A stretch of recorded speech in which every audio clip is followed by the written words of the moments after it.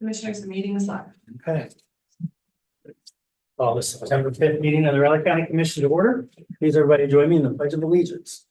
Pledge allegiance to the flag of the United States of America and to the republic for which it stands, one nation, under God, indivisible, with liberty and justice for all. Happy Thursday morning, everybody. Already in September, getting down the last few months of the year. Fall. I know. Felt pretty nice out this morning. Humidity was down and been able to open the windows up the last couple of nights. It's been kind of nice. So always look forward to this time of the year. K-State won on Saturday. Chiefs play tonight. Yeah, Good that time of the snuck up year. on. I didn't even know the Chiefs played tonight until Yeah. yesterday. I heard Oh, that. I bet the doggone busy. Usually the Super Bowl champion will play on that first Thursday night against somebody, and this happens to be Baltimore. It's a What, rematch of the AFC Championship game. So, what channel is it in? whatever the NBC channel is. Okay, it's regular. Yeah. Yeah, it's not Yeah. the NFL. Baltimore's your team. Then. Well, on my fantasy league, I got Mahomes and Jackson, so I'm just hoping for a lot of points tonight. That's all I'm hoping for. I'm not worried about who wins, just I wanted like a 52-48 type of score. Yeah. Widespread availability of gambling is ruined watching football. I know. I got a championship to win. I bombed last year and then I won back to back for 2 years. So I'm going for 3 out of 4. Speaking of betting, Commissioner McKinley won last week's Really? chicken dinner at 42-7. He I was one predicted. off on each, Yeah. on each score. Well, it might be time to go buy a I lottery was ticket. okay on the top score, but not the bottom. Yeah, I'm yeah. I'm not gonna guess any more this year. That's Yeah, right. thank you, I'm done. It's funny.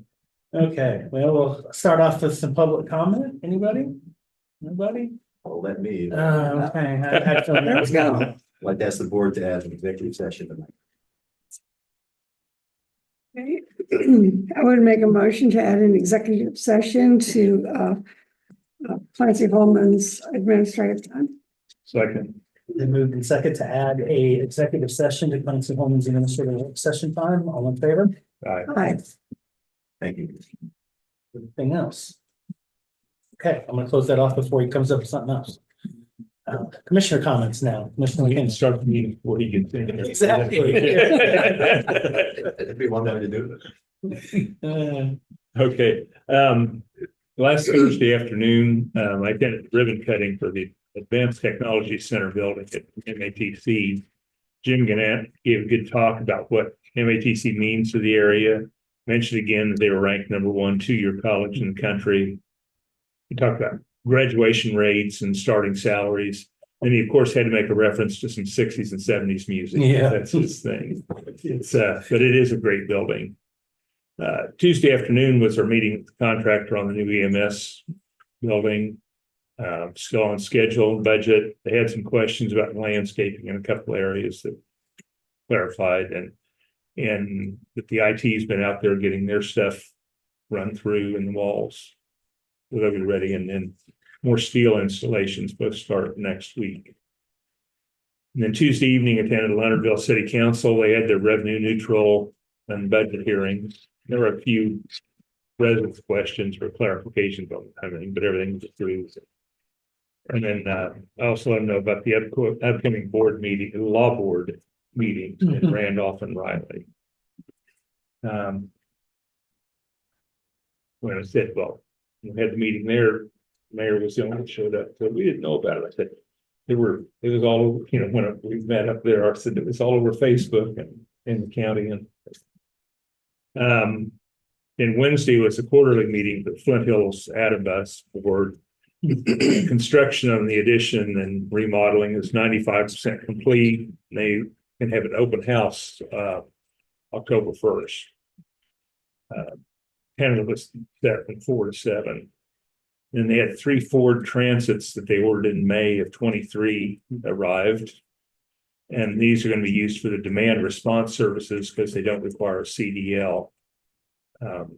Just finding drivers is still an issue where they've even had to close down some routes sometimes because they just don't have enough drivers. For the fiscal year ending June, their fiscal year ends in June. end of June was 168,000 ridership, which was down 9% from last year, but actually over 40% down from pre-COVID numbers. And a lot of that, part of that is the reduction. Since 2020, K-State's been cutting back on their funding and reducing the number of buses used out there. They're also having a survey that'll be coming out soon about what people needs and satisfaction with services and stuff. I'll try to keep track of that and make an announcement, and that's it, because they'd like to get as many people's opinions on that. That's all I've got. Okay, last Thursday, I too attended the Manhattan Technical College.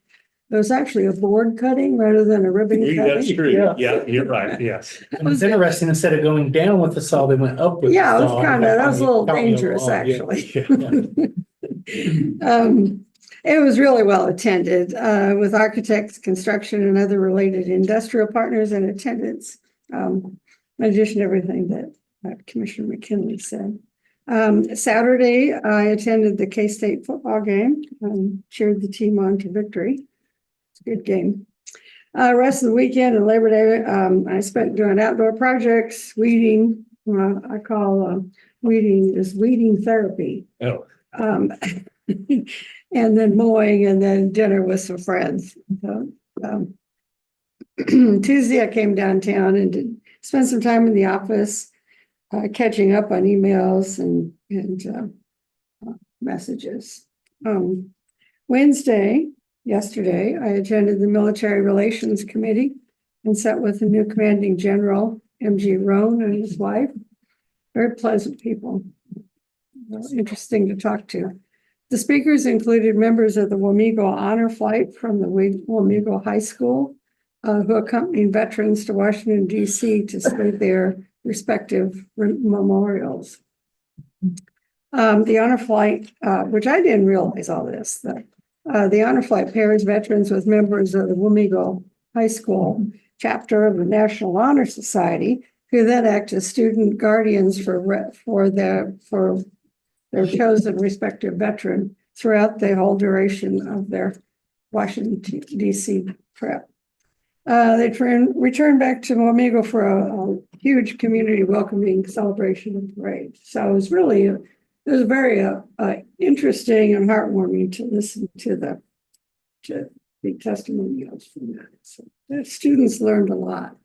I saw that on the other end last year. We were out for AUSA when they were actually out in DC. Mhm. And Oh, looking at the World War II memorial, so I've seen it on both ends. That's amazing, yeah. General Roan then spoke briefly about his family and their history and upcoming events, arrivals and departures of soldiers at Fort Riley. So there'll be a lot of movement next 6 months. After the luncheon, I attended the monthly meeting of the West Loop Business Association. Presenters included Mayor Susan Adamczyk of the City Commission, who talked about their budget and that had passed the night before, but she was not in attendance because she hasn't been feeling well. So she still didn't feel too well yesterday. So, and then there was a presentation by Steve Smothers and Eric Atkinson. They talked about the history of the 2 radio towers over at K-State and the evolution of the radio station at K-State and the country. They were one of the first in the country. There will be a celebration of the towers on September 13th from 10 to 11. And a bunch of yard signs up on campus for that. I was trying to figure that out. Yeah, it sounds like it's going to be a big deal. It's from 10 to 11 a.m. west of Nichols Hall, right where the towers are. I think a lot of people don't realize that those towers are there. And last night I had the first meeting of our bell choir, so we're getting started for the season. Anyway, that's all I've got. Okay. Well, as for me, Thursday afternoon, I checked out KAC's August webinar titled Building Resiliency. John Gassman, he's the FEMA director for Region 7 here and the branch chief. Discuss how you can help your county be more prepared for all the natural disasters and things Mother Nature will throw at us here in Kansas, and how FEMA can assist both counties and its residents with grant funding opportunities, including the Hazardous Mitigation Grant Program, Building Resiliency Infrastructure in Communities, and the Flood Mitigation Assistance Grant Program. Discussions included the requirements, processes, and types of projects that are eligible for these types of grants as well. Also on Thursday, I too attended the official ribbon cutting of the Advanced Technology Center at the Manhattan Area Technical College. I'd already toured the facility earlier, so I went through each department one by one, but gave us a chance to check it out as it's actually opening for the academic school year, and it was fully confirmed. All the furniture and the computers and everything were already set up in there, and it wasn't the first time. So, well attended by the community. It was a packed house. Carl Ice also spoke. President Linton was there, just to name a few others, and everybody else that's already been aforementioned.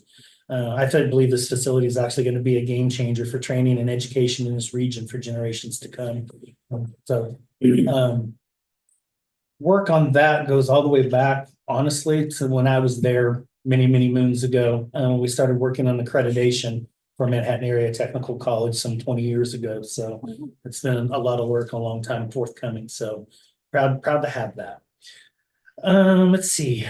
Friday afternoon, I met with Morgan Zumbach. She's a associate professor up at the K-State Animal Science Department. This is the current mentoree through the Manhattan Chambers HYPE program. Got a mentorship program through that program.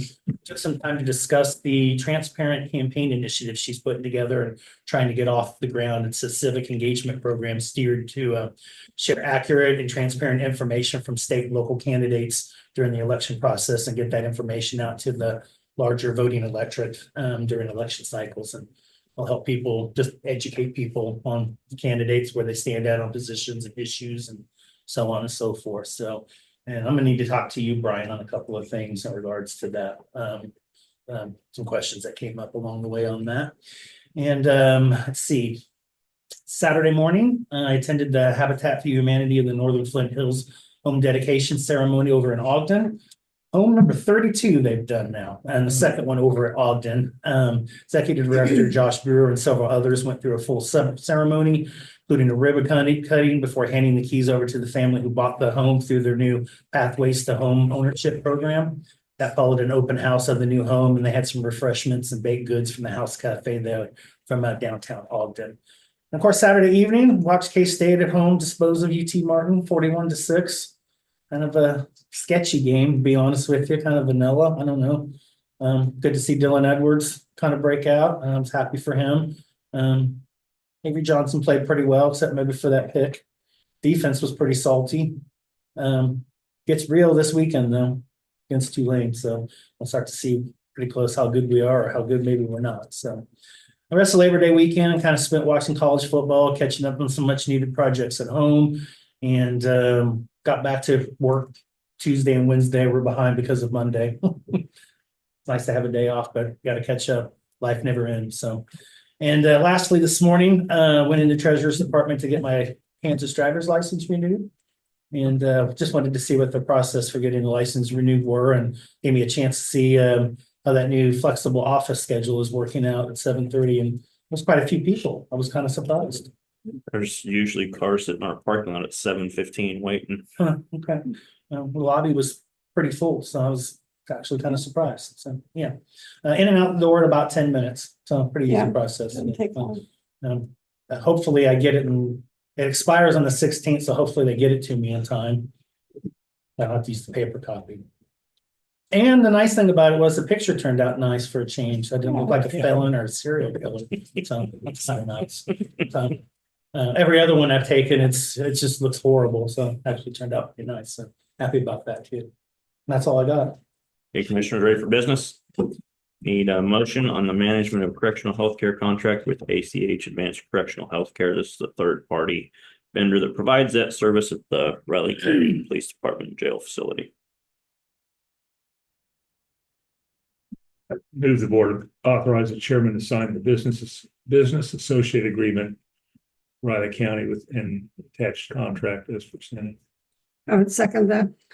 Been moved and seconded to authorize the chairman to sign the business associate agreement, Riley County, Kansas, and the attached contract as presented. All in favor? Aye. Chair, please sign several places. I need healthcare for my hand after I'm done with this. Is that covered in here? Not eligible, unless you want to get arrested. Nah, You can still make. I have a new driver's license. I don't want to use it yet.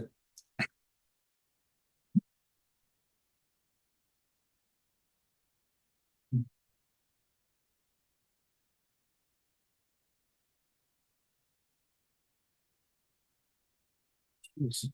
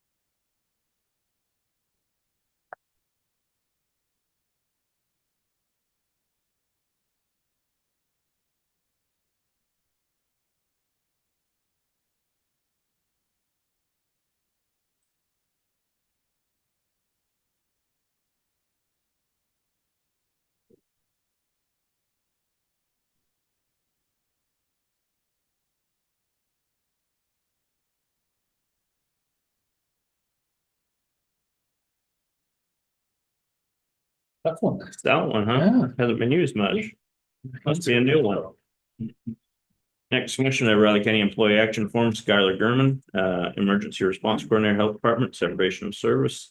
That's a pretty interesting story. She's going to play professional volleyball in Sweden. Really? That's pretty neat. Yeah, I talked to her about it. That's a pretty neat opportunity. Joseph Kiefer, Public Works Operator 2, Public Works Department, Separation of Service. Sarah Smithson, Appraiser 1, Residential Appraiser's Office, Separation of Service. Avery Kennedy, Volunteer Firefighter, Separation of Service. Tessa Priggy, new hire, on-call juvenile intake assessment, community corrections. Emma Lowland, new hire, on-call juvenile intake assessment, and Sean Bach, paramedic, EMS, ambulance department, separation of service. All three, please sign.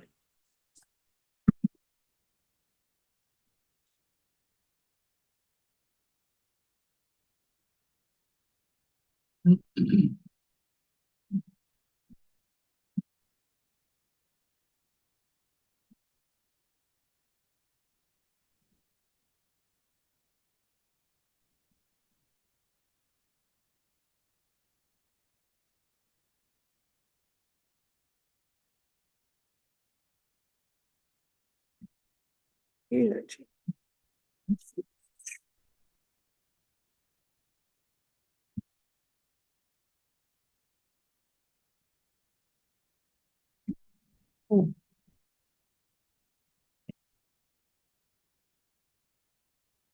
There.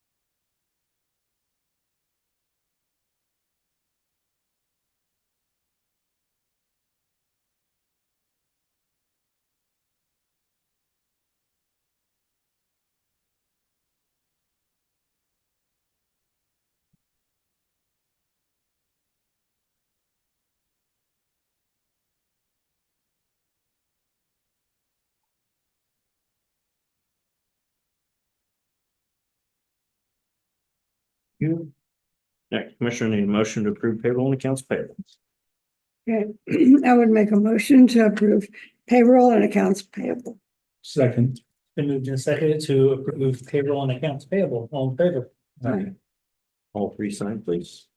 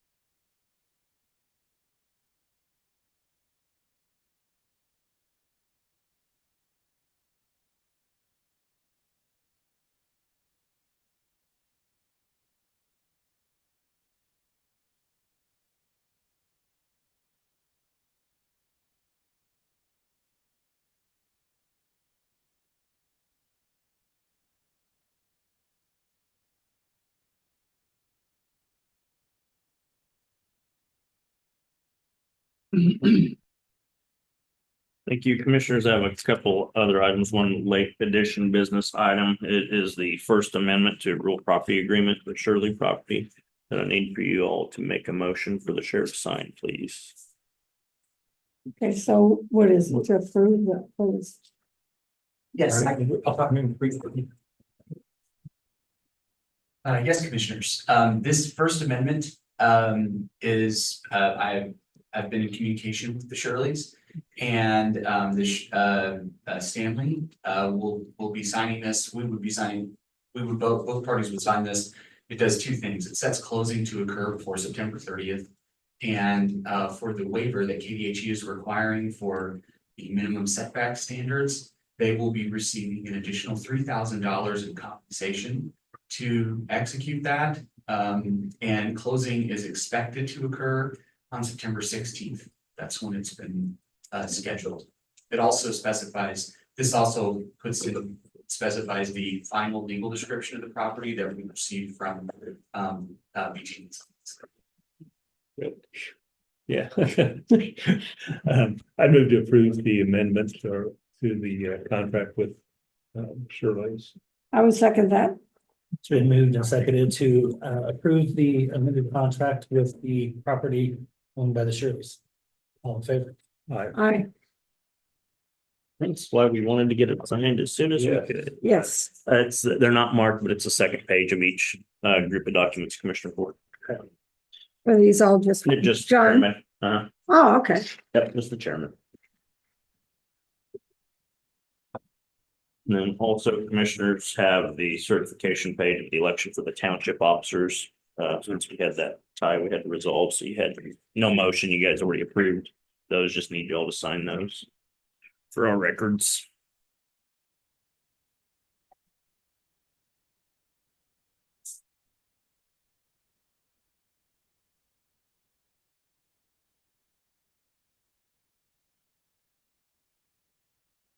And then a big piece of paper. Yeah.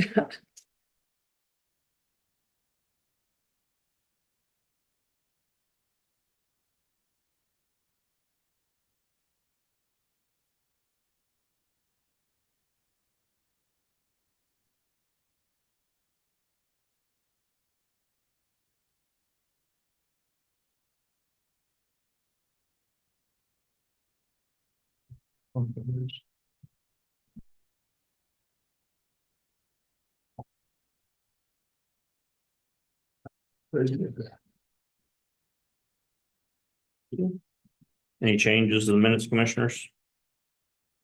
Okay, then I would make a motion to approve the minutes from our meeting on August 29th, 2004, as presented. So I think been moved and seconded to approve the minutes from the August. Was that again 29th? Something like that, ready to go. Of the Riley County Commission, all in favor? Aye. Any revisions look okay, commissioners? Yep. Any items for next week's press conference? Don't have anything. Nope. Next, you have Miss Elizabeth Ward at 9:00.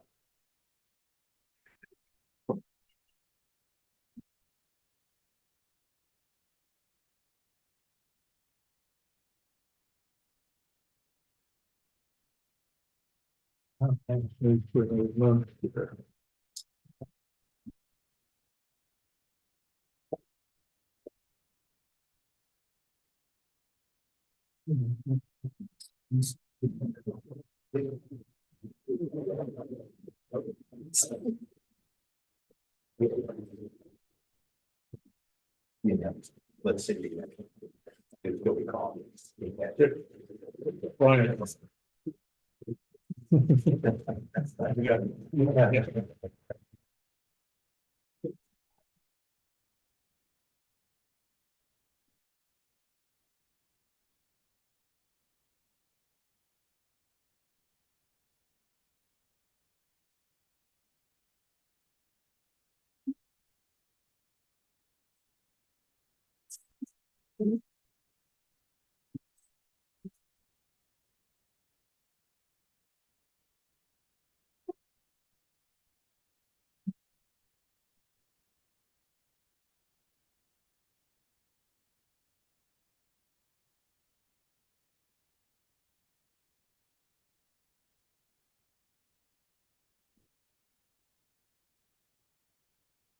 Okay, Elizabeth.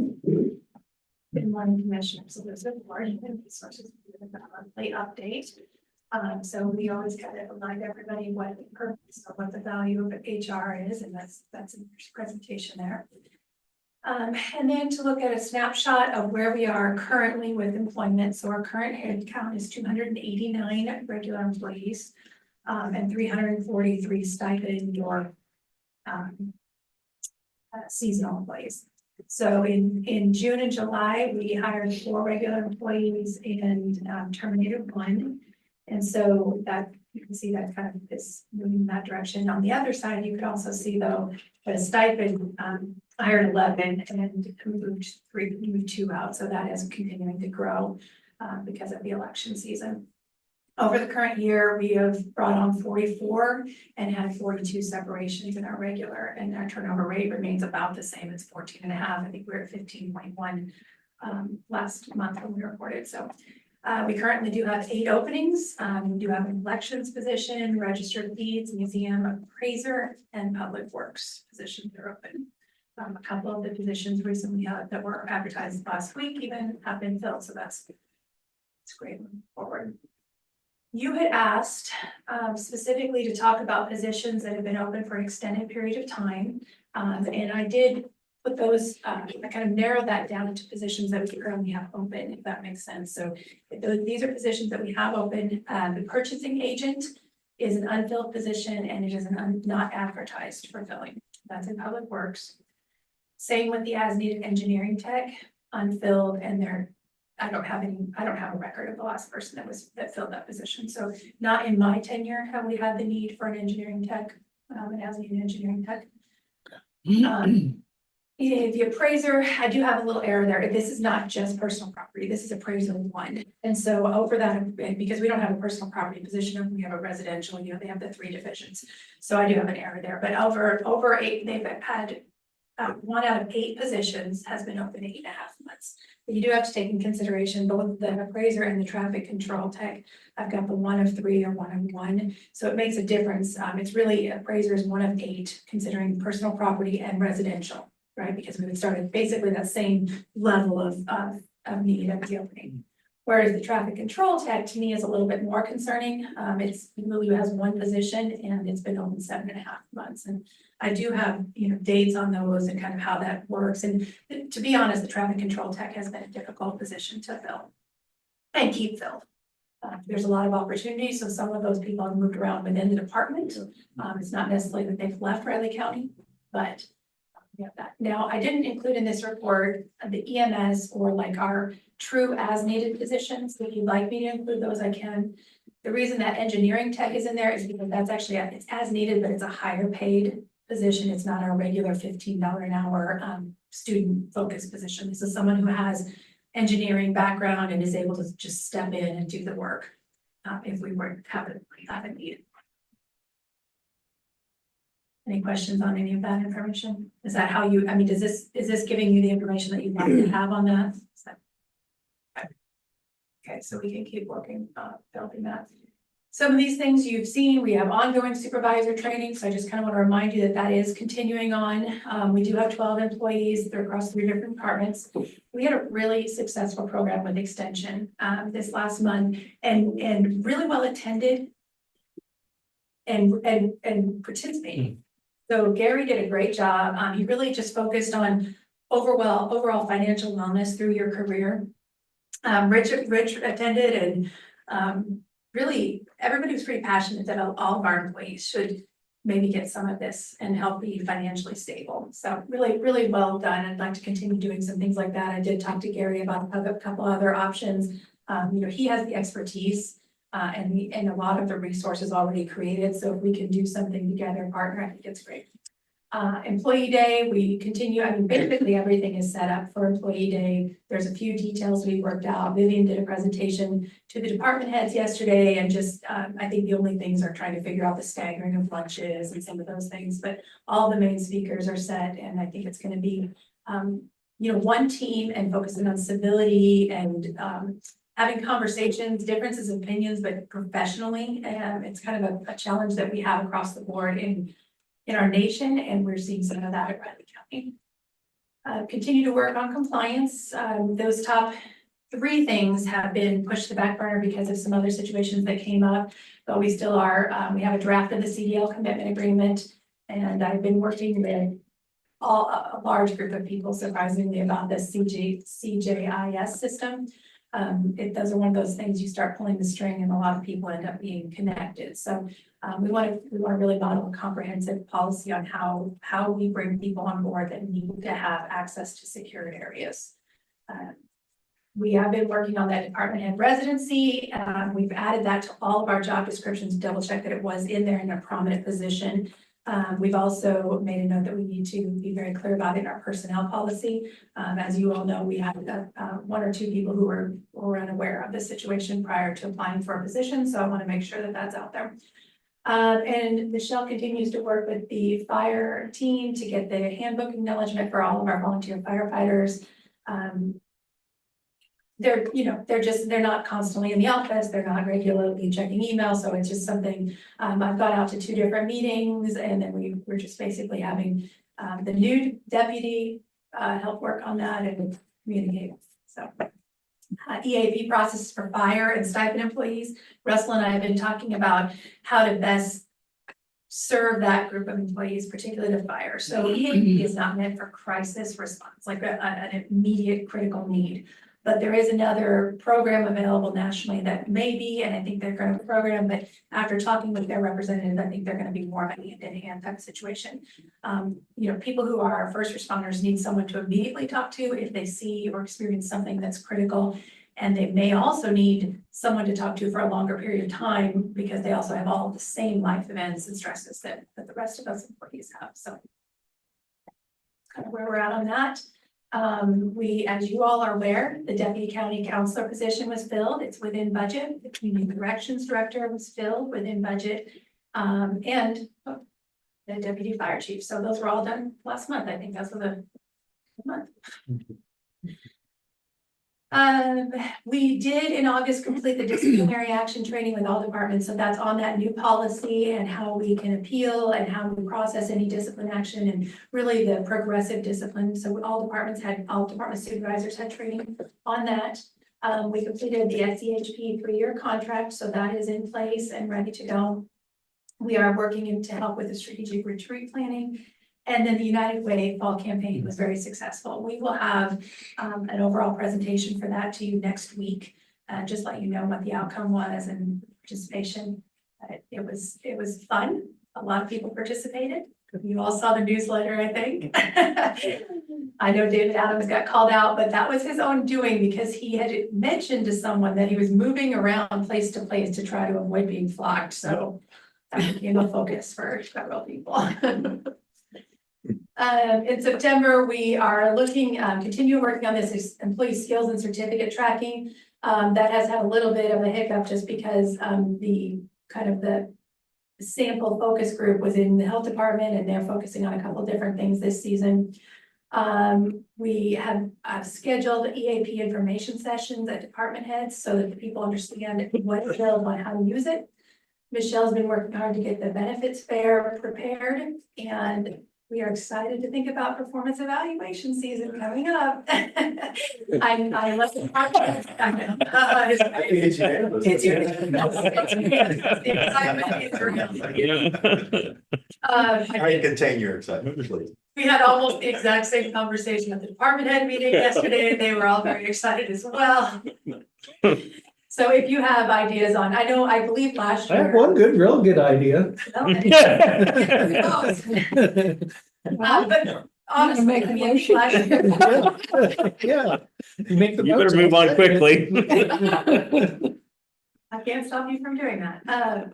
Last year, I think was more successful and more effective as far as the department head evaluations went than in the past.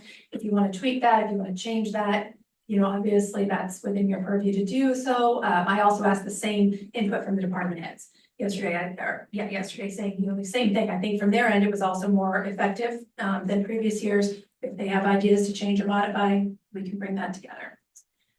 And then sooner than that, we'll have open enrollment in October. And really, it's interesting just to think about, not particularly Riley County, but across the nation, employees are spending, and this is not going to be a surprise to any of you, but employees are spending less time thinking about their benefits and are willing to spend less money on having those benefits. And so it is interesting just to see that same trend here. Michelle has a real big challenge trying to get people the information that they need for open enrollment, to have them come to the benefits fair, to have them participate, even read the emails that she sends out. She recently found kind of a whole benefit that wasn't being utilized that well for Riley County. Really, and the way that the Aflac rep put it was your employees are leaving money on the table. And here's the ways that they can take advantage of that. And she, did send that out, but just trying to get people to realize the value of the benefits that are offered. So we do have the Kansas SHRM Conference coming up in just a week. We've got some job fairs coming up at the end of the month. I mentioned the benefits fair is on the 25th, so it's the same day as our, well, we have two, I think, set up, but don't we, on the benefits fair? We have 3 on the 25th. So it's the same day as our retreat, but the department heads are the only ones being involved, so we ask them to rotate their staff through. And then, of course, Employee Day, October. And that is the crux of it. Anything you have questions on, would like discussion on, or would like more information on in the future? All right. Sounds great. Thank you for your time. Next, Commissioner Michael Bowler at 9:15. That was Michael. I'm better than I deserve.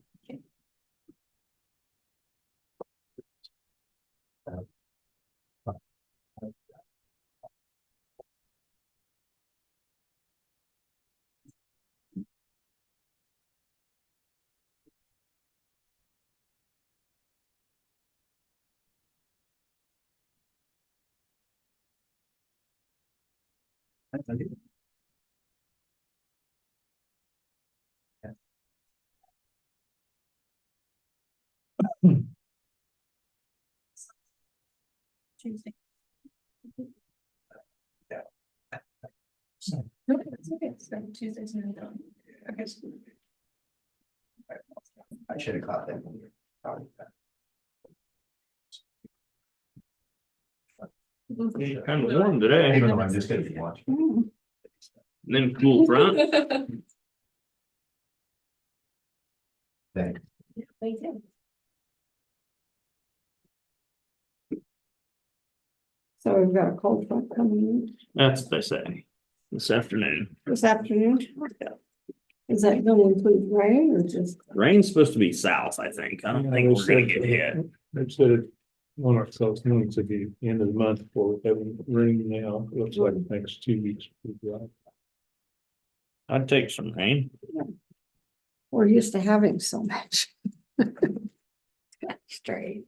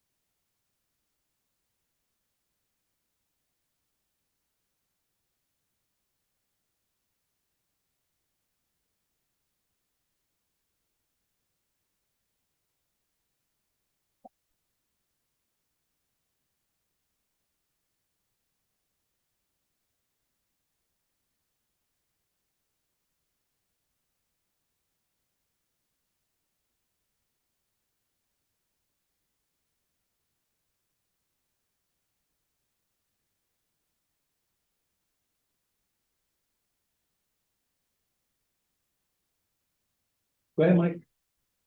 Good morning, Commissioners. Mike Bowler with the Riley County Noxious Weed monthly staff update. Have some interesting things to talk about this morning. Different things that have popped up. So we'll start with the noxious weed side.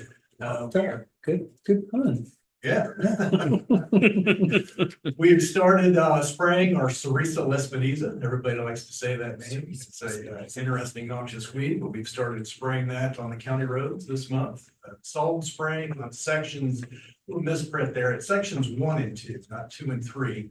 What's important to note there is we we divide the county up into 3 sections, and that way one section gets a fall and spring spraying. We rotate it every year. So that's what's important there. But we're working on sections 1 and 2 this year. And we're specifically targeting musk thistle and bindweed, as well as brush and eastern red cedar. I know how much Rich loves the eastern red cedar, so that's part of the process of mowing out and spraying those as well. Now is also the time for private property owners that have had an issue with musk thistle in the spring to complete a fall spraying. I have begun and continue with an education program on doing fall spraying for musk thistle. A lot of folks just think musk thistle, if they see it bolt, they think that that's the time to spray it. That's actually almost too late to do it. So fall is the ideal time to do that. And I will be following up with some property owners that had an outbreak this spring to get that done. The second round of mowing on county roads was completed last week of August. This again was early this year, kind of a testament to the workers we have here at Riley County, considering we had 1 mower operator gone for almost 2 months during that time. So that really is quite an accomplishment. I'm proud of what they've gotten done. The third round will begin this month. Actually, we started the third round up in the Sweet Brick area yesterday. That will go into November, possibly December. It's all dependent on the weather, where we're at on that. But the third round has already begun. It's gone by like a flash this fall or spring or summer. Tall thistle or roadside thistle is in bloom right now. I get a lot of calls this time of year that says there's musk thistle in the ditch. I am grateful that people are out looking, making you aware of that. So I encourage the opportunity to be able to educate folks. But it is actually an indigenous plant to Kansas. Tall thistle is. It's a fairly decent pollinator. You can see the difference in the appearance. I've provided some photographs. The first 2 from left moving to right is tall thistle, and then the last one is musk thistle. Tall thistle is not near as invasive, and again, it's indigenous to Kansas, so we don't spray for that plant particularly. We had a call in August about a possible outbreak of kudzu. That stopped me in my tracks. This is an extremely invasive noxious weed that is known as the vine that ate the sow. It was reported down by the river by the viaduct. We have a lot of folks out looking for a case that a bank has advertised that has money in it, or get money to find the case. And as a result, a lot of folks are out walking in the woods and have seen some interesting plants and have called me. And again, I love the opportunity to talk about weeds and what's out there. In this particular case, he told me that he thought he found 5 areas of kudzu. The pictures you see there are actually part of kudzu. Everything that you see green in those photographs are kudzu vine. So you can understand why I immediately dropped what I was doing and ran down there and looked. It turned out it was early cucumber. Very grateful for that. But still gave me the opportunity to walk the river trail during duty hours, so I can't say Cucumbers growing down by the river. Burley cucumber. It's not kind of what you think. It's just it's a different kind of plant. But I was very grateful. There is only 1 county in the entire state that has had documented kudzu in it. Does anybody want to give a guess what county that is? I got 105 chances. Yeah, it's Riley County. It's was discovered right across from Vista there on Tony Boulevard. And we have been treating it and fighting it for 8 to 9 years now. We believe that it most likely came in with electrical services from down south when we had the tornado, and KVNL called in resources, and we believe that's how it got there. But it is such an aggressive growing vine that we have not been able to eradicate a small patch of it for more than 8 years. It's really truly something out of a scientific movie. And how fast does that stuff grow? It grows tremendously fast. Foot a day. Mhm. People say if you got enough time, you can stand there and actually watch it grow. And what's interesting is it is able down south to actually get in. I don't know how it does it, but it's gotten into sealed transformers and shorted out the entire electrical system. It's a bad plant. So I was grateful that it was not down there. But the gentleman that called worked at K-State. He was a biologist. He said that he was out kind of, so he wasn't sure, but I can tell you, I ran that very quickly. So that's the information on the noxious weed side. On our HHW side, we do have a clean out for at Howell's Saturday, September 14th, 8 to noon. No business or truckloads of waste, please, during that time. And we had 86 participants in August. So that's our second highest, 86 people in 4 hours. That's a tremendous amount of material we're bringing in, but it just stands that people love that opportunity to drop them off down there, and word is getting out, and recycling and taking care of Mother Earth is absolutely a priority for folks. So happy to see that. The Riley County Noxious Weed, or HHW facility, that is, we do have recycled latex paint, and our office is open Monday through Friday from 7:30 to 11. So that. And then finally, I will be at the County Weed Directors Association in the State Fair booth on September 9th. We're pushing fall spraying for most this one. And also just asking, answering questions that folks have down there. And it's a very popular booth. I've seen a lot of Riley County employees down there during their time. We can asking questions. It's a great opportunity. So I stand for any questions. No further questions about kudzu. It smells just like grape jelly with flowers because it's a very fragrant smell to it. So it's an opportunity, I guess, to go down south and smell kudzu. I've seen it down south growing. Never knew what it was, eerie looking. Yeah. It's an interesting plant for sure. Mother Nature, they originally imported from Asia for erosion control on rivers, and it does an excellent job of that. And that's generally the case with all noxious weeds. We brought them in for a purpose. Here in Kansas, we brought in Caucasian blue stem for roadside, and it does a great job. It's drought tolerant, high seed production.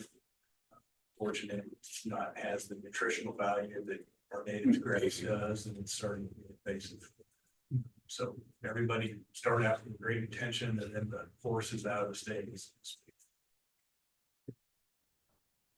But there are no further questions on that. I think that I scheduled this for 9. Bid recommendation. No, they're just right immediately after, so Okay. keep going. Move right into this. We have 2 bid recommendations. One on the mower tractor and then the second on the pull behind the mower. Which one? It's fairly straightforward. We had 3 local businesses. And I'm very grateful. Riley County has an excellent working relationship, 3 of them, and I'm grateful that they were all 3 very competitive on prices.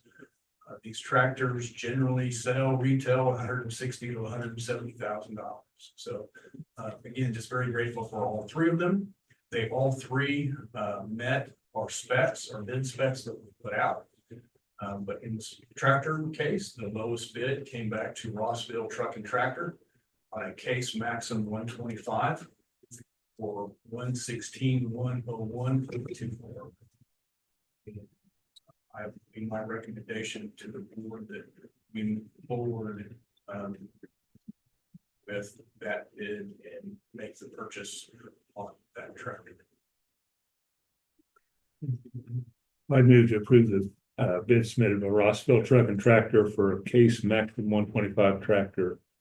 Amount of $116,101.24. I would second that. Been moved and seconded to approve the bid submitted by Rossville Truck and Tractor for case maximum 125 tractor for the bid amount of $116,101.24. All in favor? Aye. Thank you, Commissioners. The second one is again for the pull behind mower. We had 4 companies actually put a bid on this, and this one requires a bit more explanation. The lowest bid on this was Hall Manufacturing out of Little Rock, Arkansas. Immediately, the problem with that is the distance and warranty work. I did follow up with Hall Manufacturing and asked where the nearest facility was for us to have warranty work done on that mower. He said he didn't know and he never bothered to call me back. So I did do the research myself and discovered that in fact, Little Rock, Arkansas is the nearest location to have that piece of machinery warranted. These are pull behind mowers. We do have warranty issues on them all the time. So for that one, I passed that one. The second lowest bid would be Prairie Land Partners. And on our bid spec, we put in for a 2-year full coverage warranty. In this particular case, they only offer a 1-year warranty and a 5-year gearbox warranty. So the next one up for $338 more is the Rossville Truck and Tractor. It is a bush hog. They offer a 3-year complete warranty and a 10-year gearbox warranty. And that over the life of that will be a significant saving.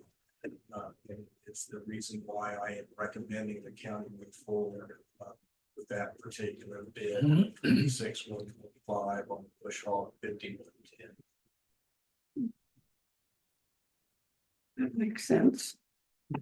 So I would make a motion to approve the bid submitted by Rossville Truck and Tractor for a bush hog 5110 mower for the bid amount of $26,125. Second. Been moved and seconded to approve the bid submitted by Rossville Truck and Tractor for the Bush Hog 5110 mower for the bid amount of $26,125. All in favor? Aye. Thank you, Commissioners. Thanks, Michael. Next, Commissioner, you have John Ellerman at 9:30.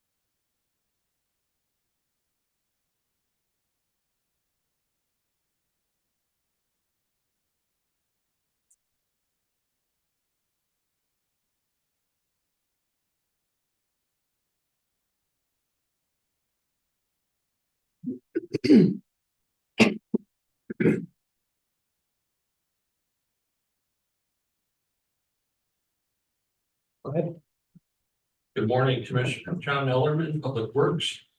And I am here to request to fill another position. This time it's a Public Works operator position. This one's out of the Ridge Crew. The employee had a job offer that he really couldn't refuse. I think they offered him $10 out of beer pay.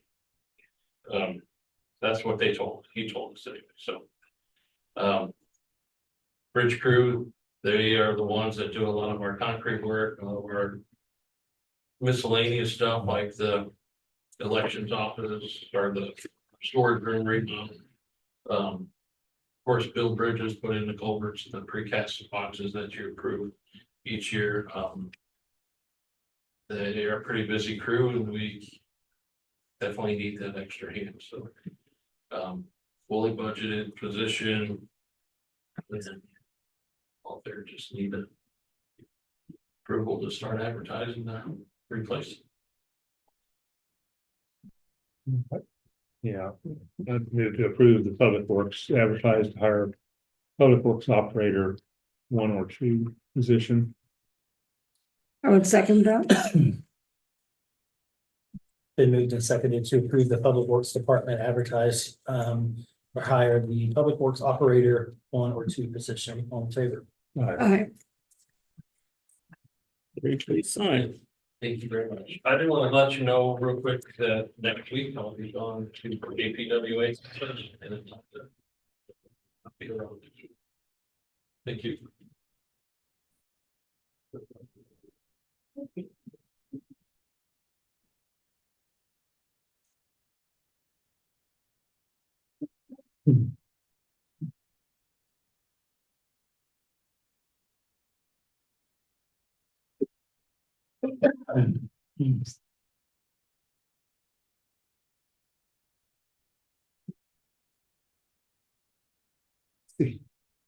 Second, yeah, open for my wife and I had a vigorous discussion about that. I was writing up and stuff and I like closed.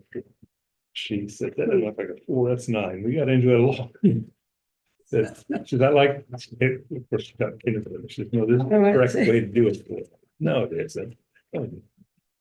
Well, mine We was had good. a Oh, big back and forth for a while. Did she get out a Big Chief tablet and make you practice? No, she didn't. I didn't have to repeat it 20 times on the blackboard. But she told me my writing needed to be improved. You said, really, after this many years? Yeah, she knows it doesn't really get it, but it's to say, but that's just commented. that's the only thing you have to discuss. yeah, it was funny because we just started getting into trouble about it. Why'd you sleep on the couch last night? I write my 4s wrong. That'd be a good one. You can't. Can't really. We could, but we really hard to miss.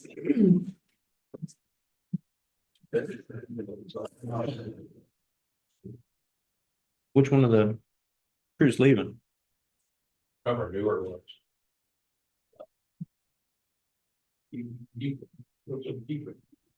Oh, yeah, we got. Yeah, we saw that today. The most recent. hire. Yeah, I didn't know there was another one. I know most of them on there, so that's all I was wondering. I think we have on that.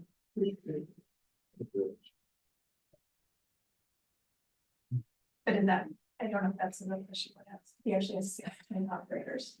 So we can say just the bridge queue, for me, it's just one of them. One of those, okay, yeah, so it's not a lot of time, but give them the notes. Yeah.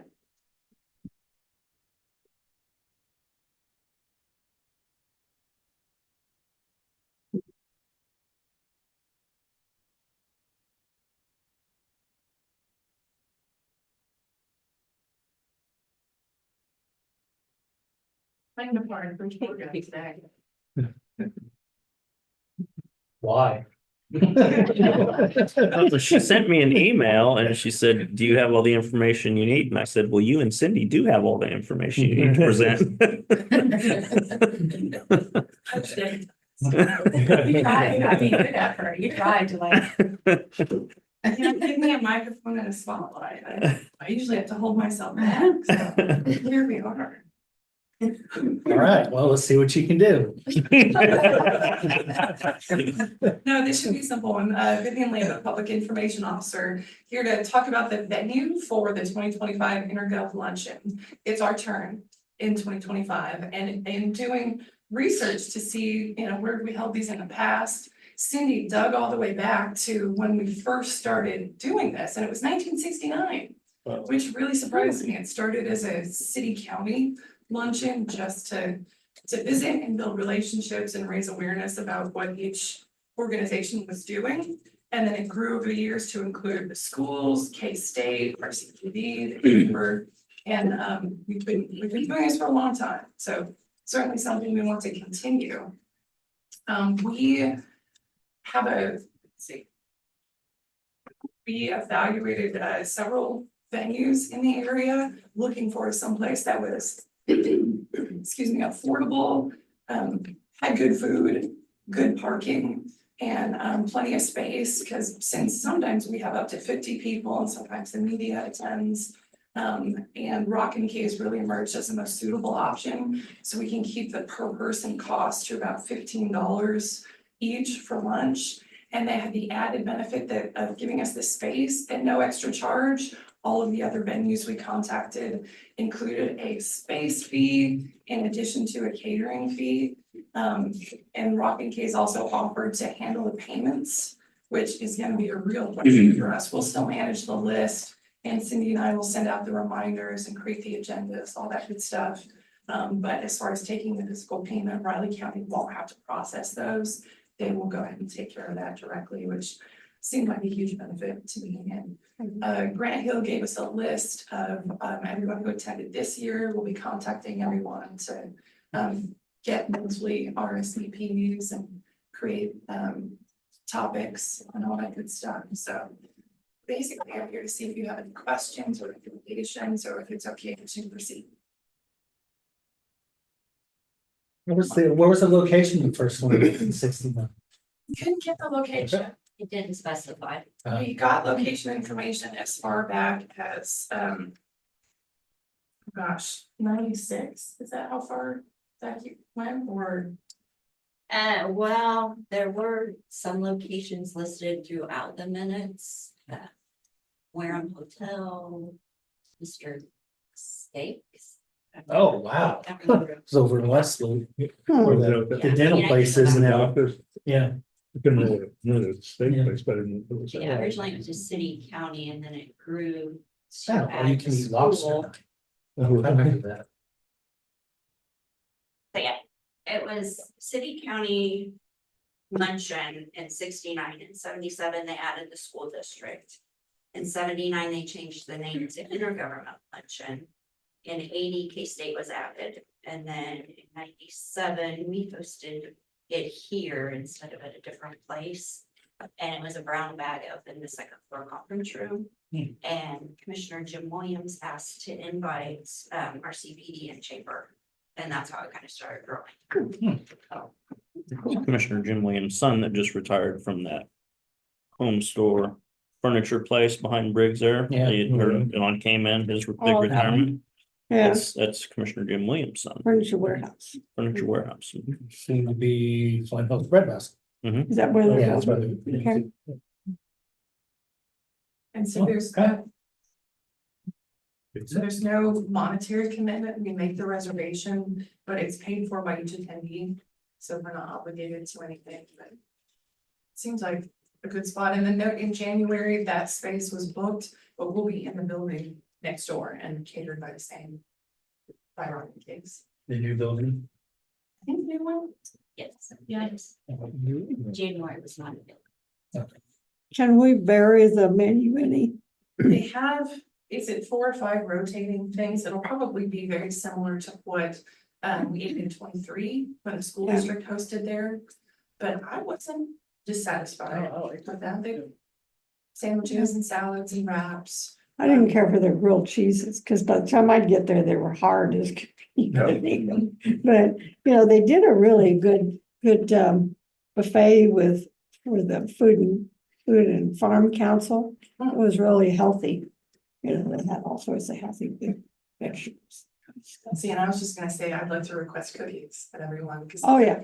See, Greg, another person trying to eliminate our cookies. I know. It's fine. I like cookies, but they're healthy. Some greens and salads. And We'll look at the option. Once you look at the options and bring it back to the board so they can just kind of look They over it. should be in that, in the packet from the venue, that sheet that they sent. I thought it had the 4 rotating.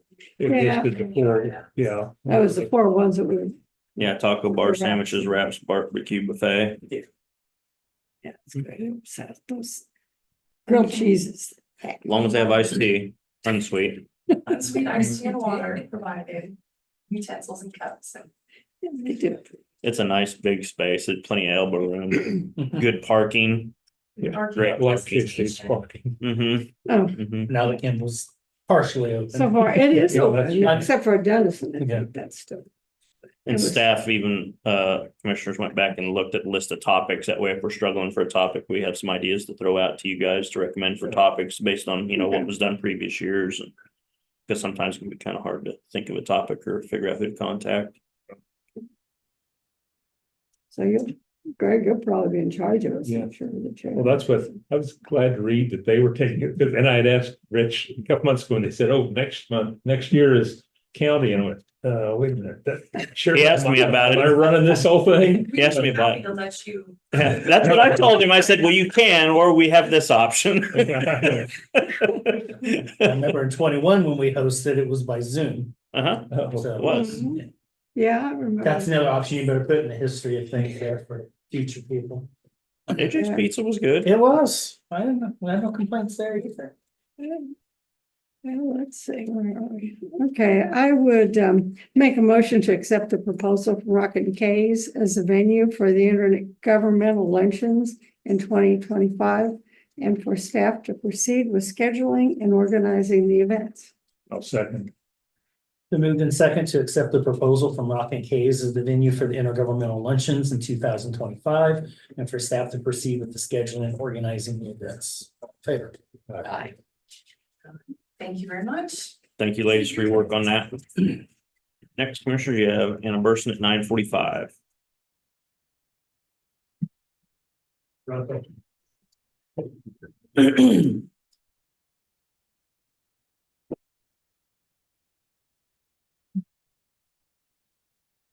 Read everybody off, Anna. I know.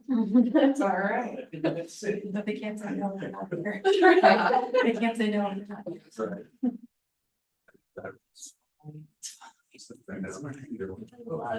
here. Thank you.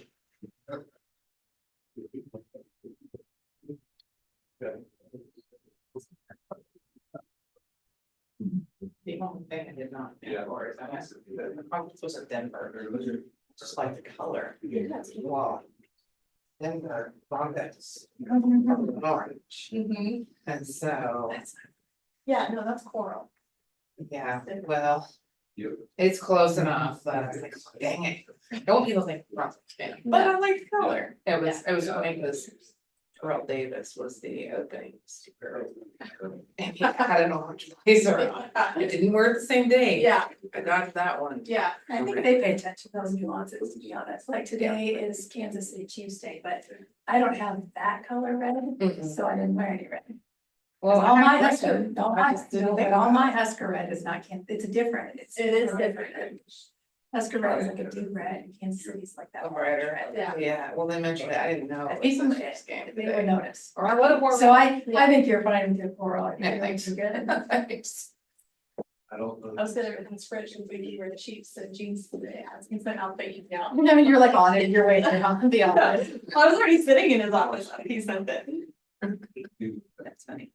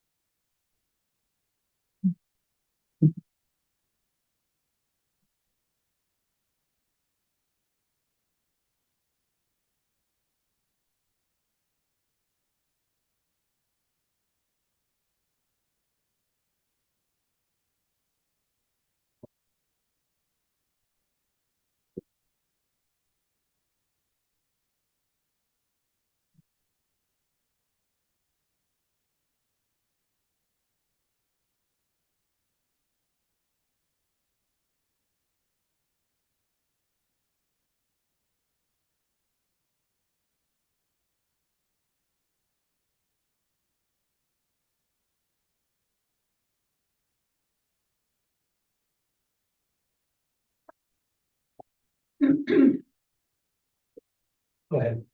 Morning, Commissioners, Hannah Burson, Raleigh County Appraiser's Office. I'm here with a request to refill the residential appraiser 1 or 2 position. The appraiser 1 residential position will become vacant next Tuesday, the 10th. This position is crucial to the work of the Raleigh County Appraiser's Office. I'm requesting permission to post and refill this position as soon as possible. This role is vital to Riley County, given the sales volume and ongoing growth, maintaining full staff is crucial. We're seeking a candidate with 2 years of appraisal experience to refill the position as an appraiser 2. If we don't receive applicants with the necessary knowledge, skills, and abilities, I request to fill the position as an appraiser 1. The position descriptions are all attached in here for you. And this position's been in place and is in the appraiser's office budget. My recommendation is to post and refill the position at the earliest opportunity.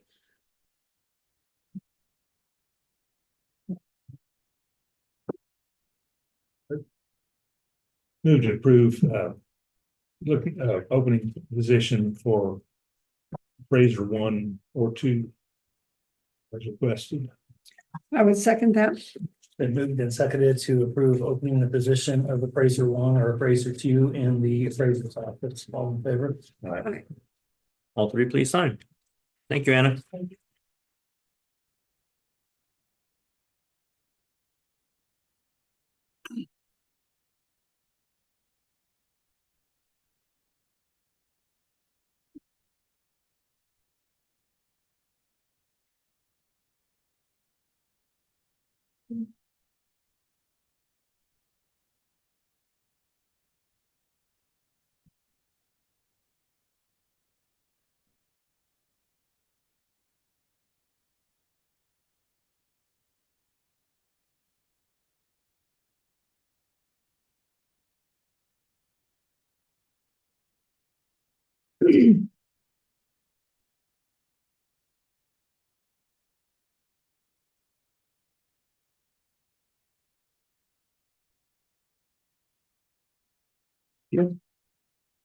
Next, Commissioners, you have Amanda Webb at 10, so you have a little bit of a break.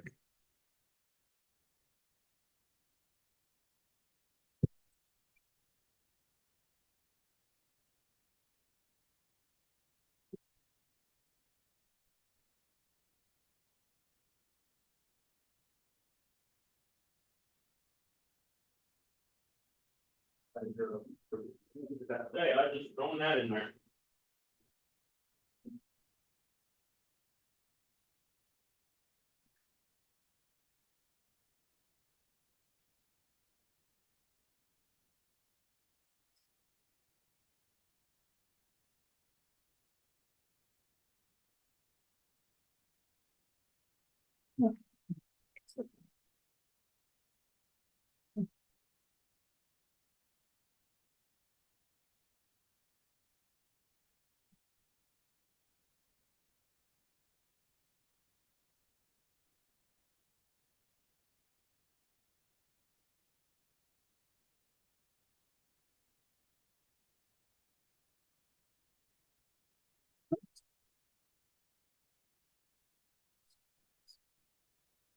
So glad you cut that.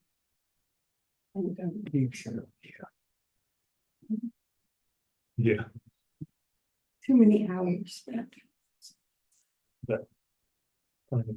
Getting things signed. Keep moving. Out there. They have been waiting. That's what it's a good thing, but it's just push it back. It's all good. Yeah, that's all. I'm hoping that it will work. Yeah. I just, you know, it will.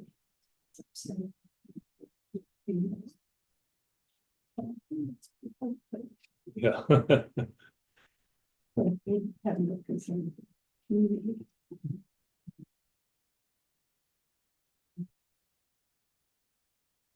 But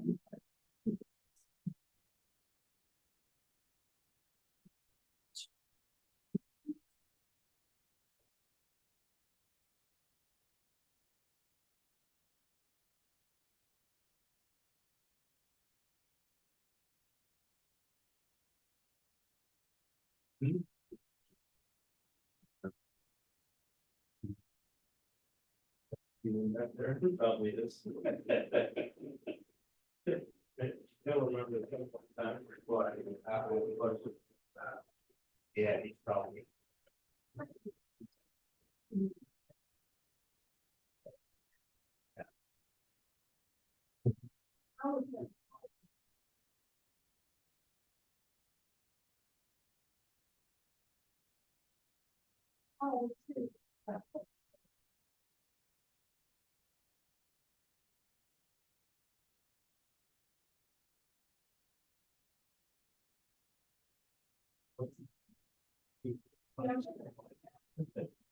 Yeah, when we went to, went to go see Michaela in Texas last week, I could tell about her in Texas. I did something that I wasn't used to because I was stuffed up all the weekend. When I got back a little bit, stuffed up too.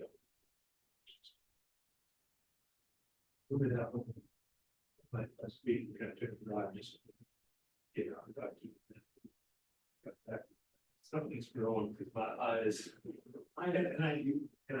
Oh, yeah, I need to start. Pretty central, on this.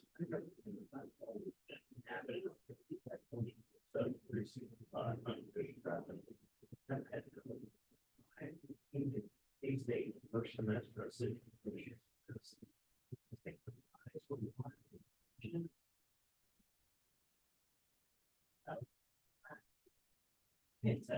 So we use it's.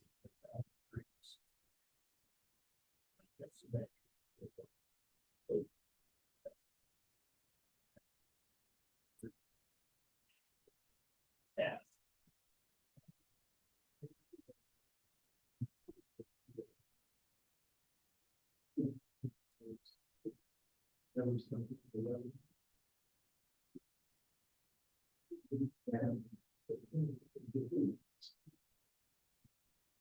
And do. Second, third, you have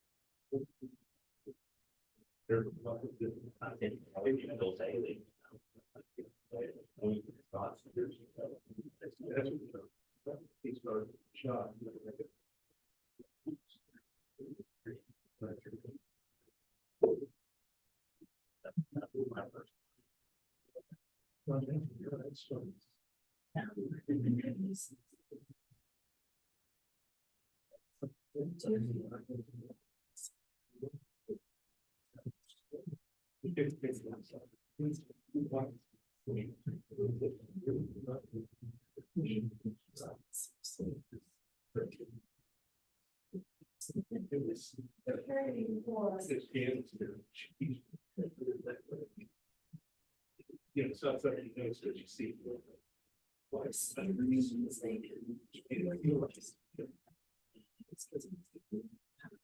No.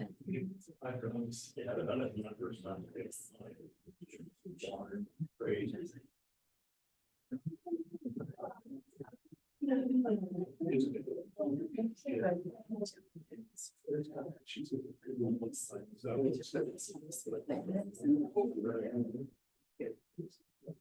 Something. Oh, it's just you need something. It's so right down the street. Yeah. The body reacts to. Yeah. That's what.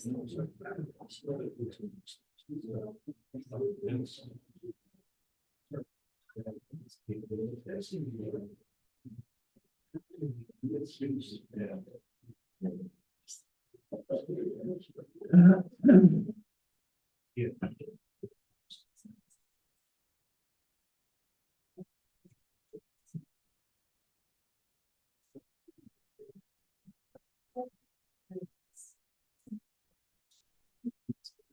All of it triggers.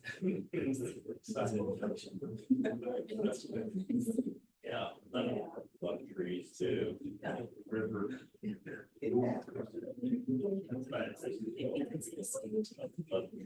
Yeah, that's the.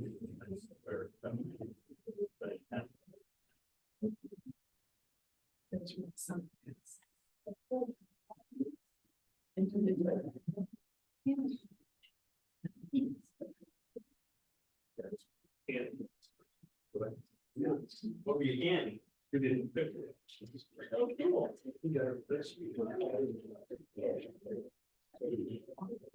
That's really keeping it.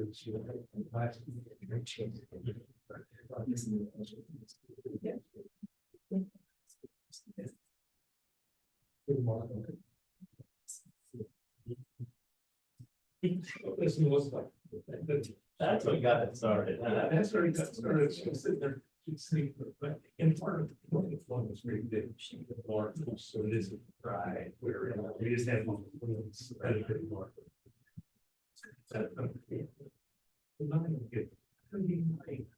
It's 5 years from now. It has to be.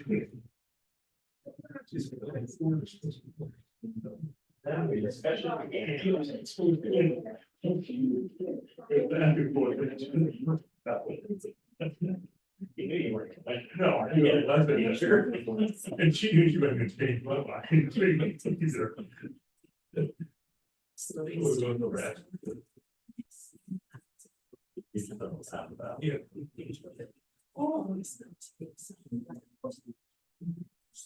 I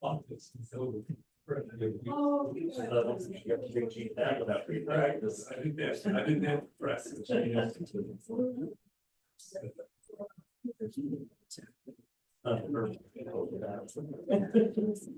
Not personally. Yeah, more of those days, better. Oh, yeah, that's great. Anyone who's been there, it's.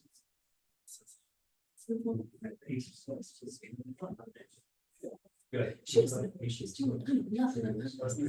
See her. That's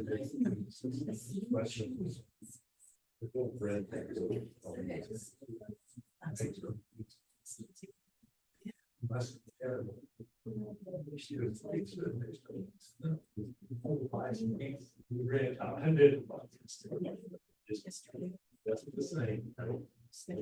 Where it goes.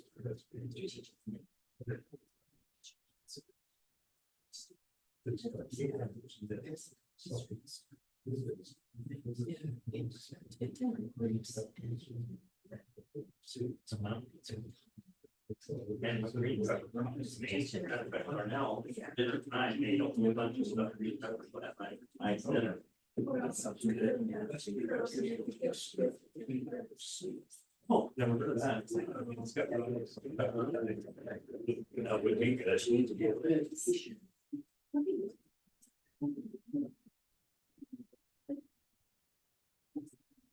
My pepper's been okay, but not great. Your what? The pepper's been doing okay, but not great. I don't know. See, I got one plant that's still growing great that didn't ever get, I had 4 plants. One plant, well, in fact, some of them didn't barely grow for a while. This one finally started growing. But Yeah, put a thing on it and it's right next to the others. my plants are dang, they're 3 foot tall and I get so weighted, the peppers are top heavy and some falling Oh, over really? with cages on them, you know? It's like, it's unreal. We dice up peppers and freeze it. And then throw them in everything we make. Mhm. Yep.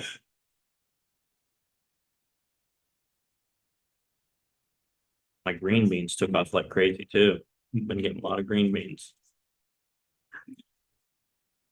Cucumbers are ending. I got lots of spaghetti squash and butternut squash on the vine. Pumpkins.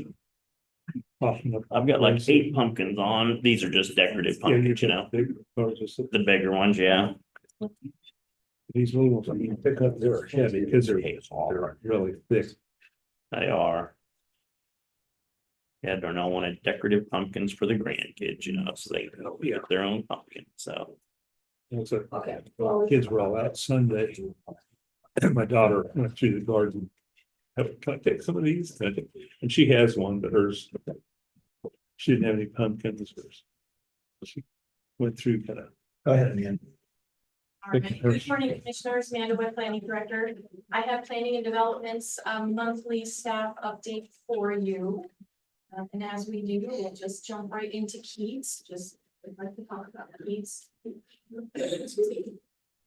So as you know, we got a technical assistance grant from the Kansas Water Office, and that's going along just fine. We submitted our first quarterly report at the end of July as was required, and then we've already gotten the reimbursement for the items that we put in for. So everything's going along really well with that one, so we're pleased with that.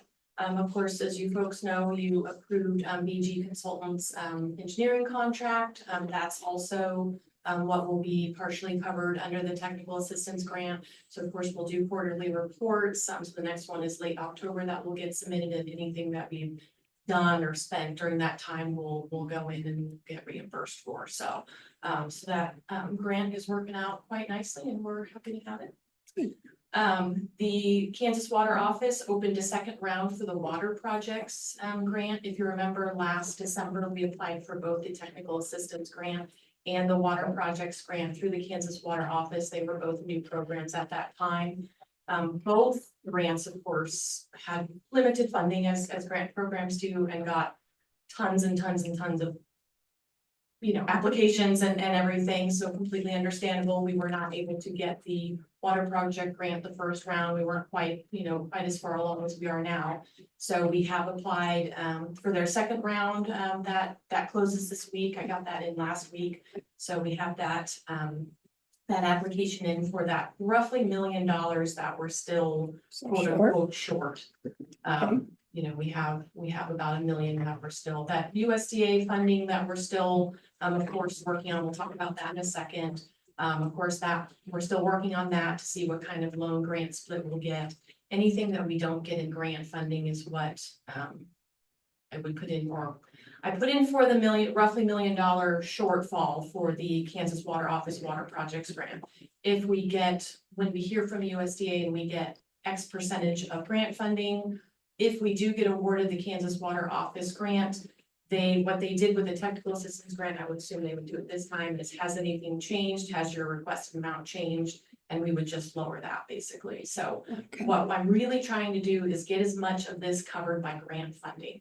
Obviously, we do have opportunity for loans and things like that. We're still, going forward with those sorts of things as well. We're not avoiding any path at this point, but we want to get as much grant funding as possible for these folks to really, really offset what they're going to have to pay for. So we're kind of in the midst of waiting to hear from a lot of different pieces, if you will, although I feel like that's kind of been the theme of Keys for how long? So it's not abnormal. We'll get there. Waiting for information, waiting to be here. Let's see, so back to the USDA rural development funding. So our consultant has submitted a draft environmental assessment that was required by USDA.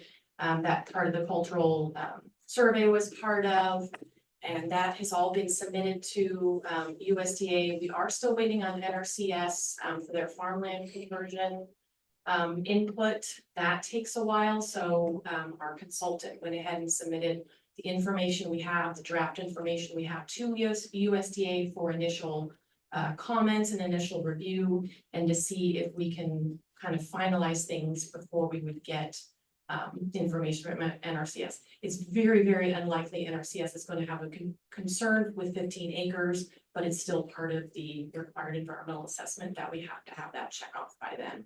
So we're just kind of waiting on that as well. What is NRCS? I'm sorry, Natural Resources, oh gosh, Conservation Survey, thank you.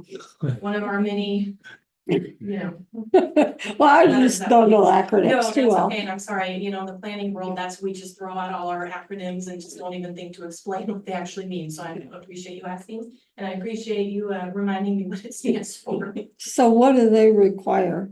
So they look at farmland conversion, because basically this is agricultural land that's going to be used for a different purpose. Okay.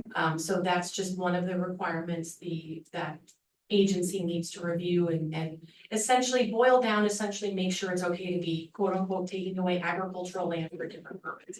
And that's an umbrella thing. It's not specific to just what we're doing in Keats. NRCS is a nationwide agency, and this is part of what they do with these kinds of things when you're going to use ag land for something else. So again, it's 15 acres right next to a densely developed area, so it's probably not going to be an issue, but we do have to wait for that official word from the agency. And that's only for the USDA grant. That's for the, right, that's for the USDA funding. Everything that we're doing for USDA, if we're gonna wind up needing to go for KDHE's state revolving fund loan, all of that we're doing for USDA will be used for that as well. So, and we'll go for that funding if for some odd reason we don't get what we need from USDA or the Kansas Water Office. So that's still available to us, but we're kind of waiting for these other pieces to know what we're gonna get. And then we could finish with loan from KDHE if we need to. So. When do they award those from the water department? I haven't heard, so again, it closes on September 6th, which is tomorrow. I haven't heard yet how quickly they'll get the everything reviewed and turned around. So hopefully not too long, but it's probably gonna be at least a few weeks, I would say, if not a little bit more. But I'll definitely keep you folks posted if I hear anything about, it'll take us X amount of time to review and you'll hear an X amount of time, certainly let you folks know that. And then, of course, either way, we'll let you folks know. So hopefully there'll be good news that I'll let you know, but yeah. So, Okay, great. Thank you. absolutely. So they have been out in the Keats area doing some field work. BG Consultants and utility companies have been out there doing the different locates and marking utilities, doing the topographical surveys, all of that. And then they'll keep kind of working on when they collect that information, how that impacts the design and how they'll have to kind of redesign, if you will, just to kind of accommodate some of that. And they'll also be surveying cleanouts in the septic tanks and identifying their preliminary service line alignment. So it's still a question I get a lot. People will ask, well, I have a septic tank, what's going to happen? Can I still use my tank or all of that? If you're in the district, you have any kind of wastewater system components, again, most of them just have a tank, some of them have fields, some of them have different pieces. All of that stuff will get removed, decommissioned, removed, and then you will be hooked up all of the piping and everything to your residence, to the mains, to the lagoon, all of that is part of the process. So if you have a tank or if you have whatever you have, it's gonna be removed as part of the project. They don't individually have to pay for all. Nope, that's all That's all part of the already- contract to go in and Yep. tear out what's there. Yep, that's all part of it. So yeah, there won't be any extra cost to people to, remove any of their components or anything. That's already all figured into the cost of the. So people won't have any individual components in their yards or whatnot anymore after this stuff. Any more with Keats?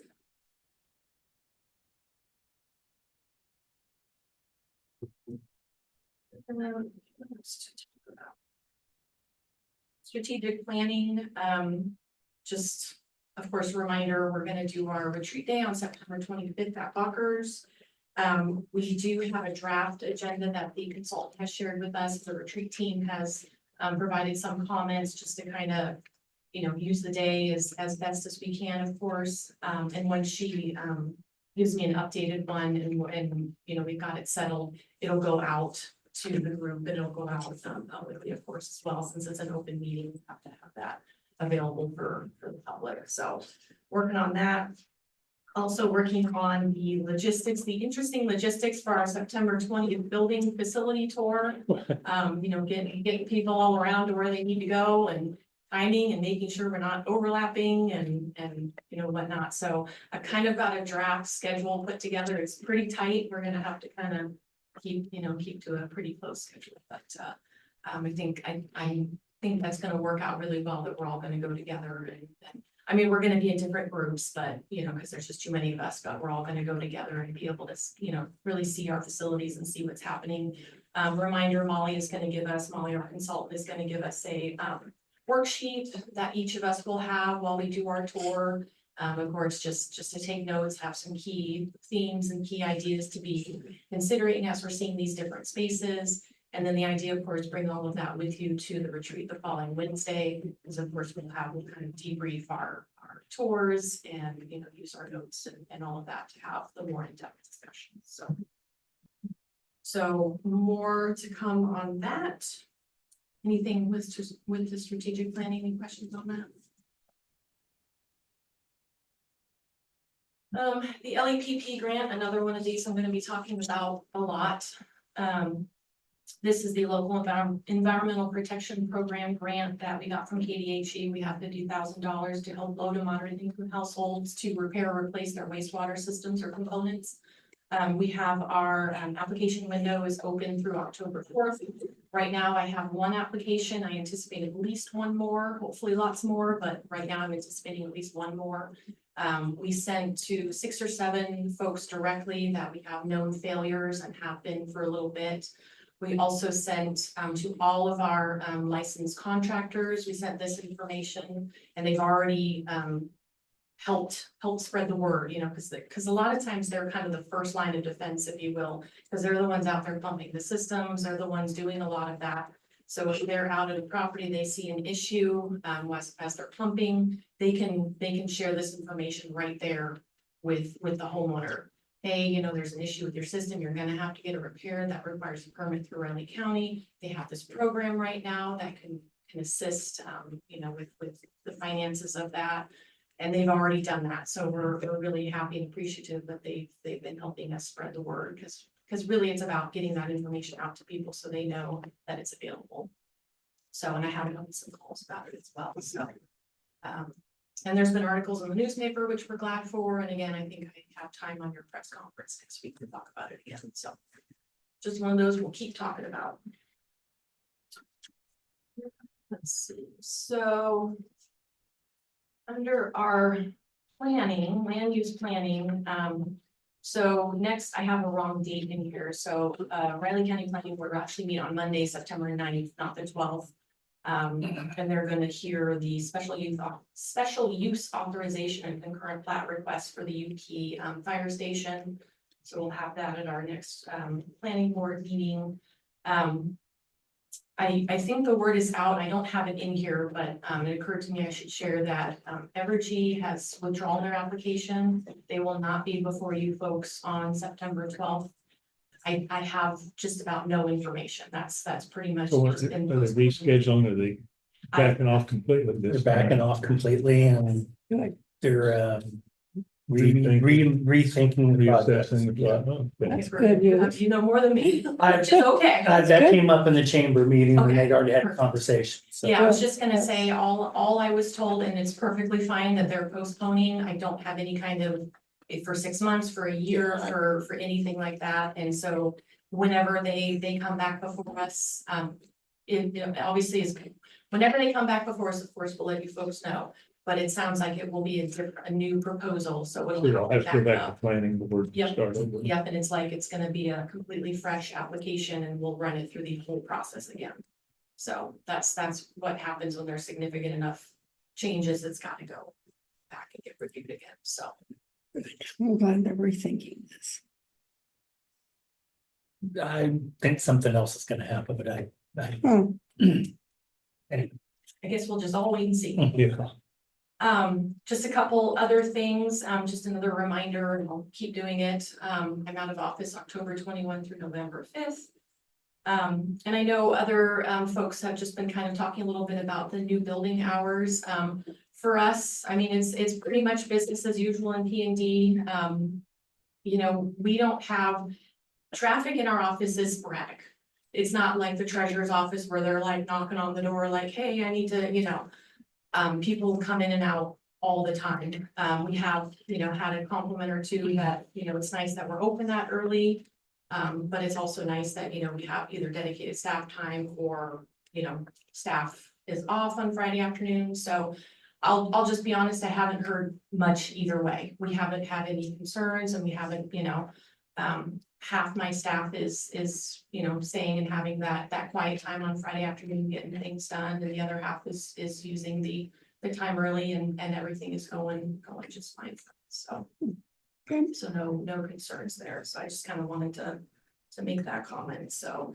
And I think I'm at my time, but that should be everything. Do you have any questions for me? No. Thank you very much. Did you have anything prior? Yeah. No, okay.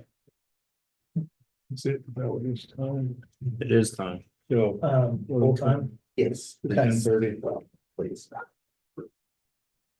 I move the county commission, including Chairman Ford, Vice Chairman McKinley, and Commissioner Folke, recess into executive session on potential litigation with Clancy Holman, County Counselor, Ryan Parker, Deputy County Counselor, attorneys. Attorneys for the commission, which would be deemed privileged in the attorney-client relationship, an exception to the Kansas Open Meeting Act. The open meeting resumed in the county commission chamber at 10:30 a.m. I would second that.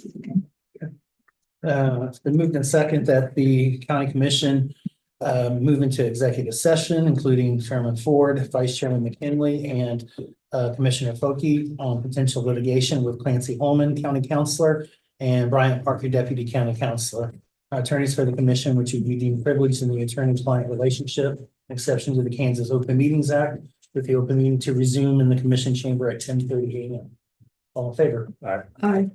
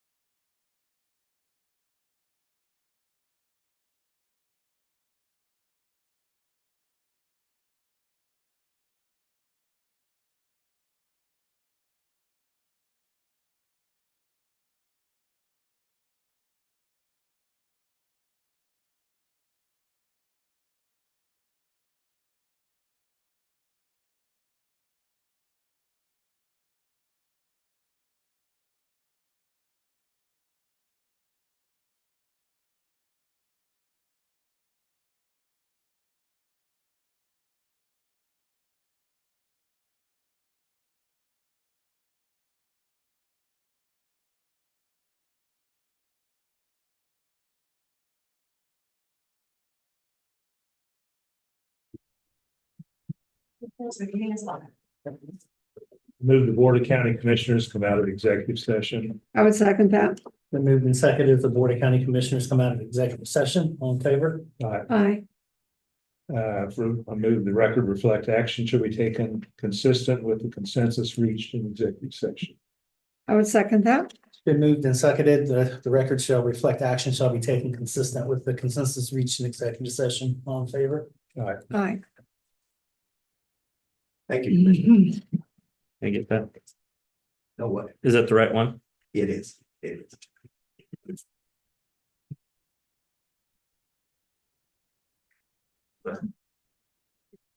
Sorry. Oh. That's wrong. It was consensus, correct? Yeah. You circled no consensus. Oh, did I? Yeah, trying to throw me off. Sorry. I was just in a hurry to circle something. Didn't matter what it I'm was. sorry, I didn't mean to pressure you. I freaked out into the. I didn't mean to pressure you. Very delicate. You got it figured out? Absolutely. Okay. Thanks. All right. Good to go, Jason? Yep. Thank you for the opportunity. I think the first topic on the request was traffic construction update. Might take a whole half hour. Well, we opened up a lot. Yeah. Which is good. Yeah. We're still under construction over on Anderson between Child and Reeve. Lots of subgrade issues there. We're coming back in with some new storm pipe as well, trying to coordinate with the businesses best we can. I know that's very impactful for them. Seem to navigate game day okay in that area. Try to get people to use Kimball instead of heading through town on Anderson. We'll continue to monitor that throughout the fall, see if there's some tweaks we can make in terms of messaging. There was a lot of messaging out about game day, so it wouldn't surprise me if folks didn't get through all that messaging. But it really narrows down to that stretch and right down here on 4th Street being closed at Houston. That project will back up a little bit. The Anderson project between Reeve and Child should extend through December of this year. So we've got the last quarter of the year here to be under construction. Just a complete removal and replacement. And as I mentioned, that storm drainage will take some time. Fourth in Houston will extend beyond the end of the year into the first half of 2025. Trying to get to a point where we can open things up a little bit better around the holidays for downtown businesses and for our citizens to get around in that area. That'll be a pressing challenge to try to get that done by November 1st. At least allowing vehicle traffic along Houston between 3rd and 4th. Head north towards points. I don't think south of Houston is going to be open till sometime early next year.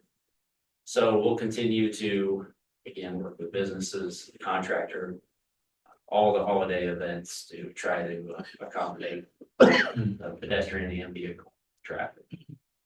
As far as wintertime, we're in a position to respond to the ice and snow. We're starting to do our rodeos to get familiarity with equipment process for the winter. Those are really our two major projects. South of Denison, though, at Denison and Kimball will remain closed through the end of the year as well. East-west traffic through that intersection will maintain itself through the falls. We do have a structure that will span Kimball Avenue at Denison. That's where all the signals will be housed. If you've been to the KC Metro, 87th and Renner, just off 435, there's a structure that spans the entire roadway and it has your traffic signals on top of it. It's a similar stretch. I think we have 7 or 8 lanes there we're trying to get across, and mast arm and pole just not adequate for that area. So that transition will probably take place in December, January. K-State's gone, students are gone. Try to hit that month between the 15th of each December to January for that implementation. But it's a pretty massive structure, so it'll take a little bit of time. Any other road projects you all have questions about or see? I have a suggestion. Yeah, please. And I go through the intersection of Anderson and Sethchild daily, sometimes 3 or 4 times a day. I would suggest that the left turns either way should not be allowed, on Green. You know, because I know we had that big accident there, you know, because it's very confusing. You know, you have to get in the left lane and then you don't know who's coming where. If you could just, you know, not allow the left turns. Yeah, let me talk to Brian about that and see from a safety perspective if he sees what you're seeing Yeah. and if we can make some tweaks there. I do know the facts surrounding that individual were, there was very high speeds Yeah. and just an unsafe environment, unfortunate situation altogether. I think clearly over time, people are finding different ways to, instead of going through there, but Yeah. if there's some tweaks we can make, we'll absolutely look at those. Yeah, because everybody's kind of hesitating to turn left. They don't know if they should or shouldn't, and you know, it could be a problem. Yeah, and we may be able to improve signage there, Mhm. and just allowing people what they can and can't do. Okay. But it'd be good to monitor some of the conflicts that you're describing too, and see what else we can tweak. Okay, thank you. You bet. Any other construction? Yeah. Popping out. Next topic. Timeline and update on 25 city budget. We had a first reading this past Tuesday. It passed 3-2 as proposed. There's about a 3.9 mil increase in that budget, 1.2 going towards RCPD in the library, and about 2.76 to city operations. Obviously, the valuation established throughout municipal or our city limits, Manhattan about 4%. So with the increase in the mills, we're looking netting out just over $4 million between all the entities, as I described, PD, library, and the city. Got 2 weeks before second reading. I know the commissioners will get a lot of feedback.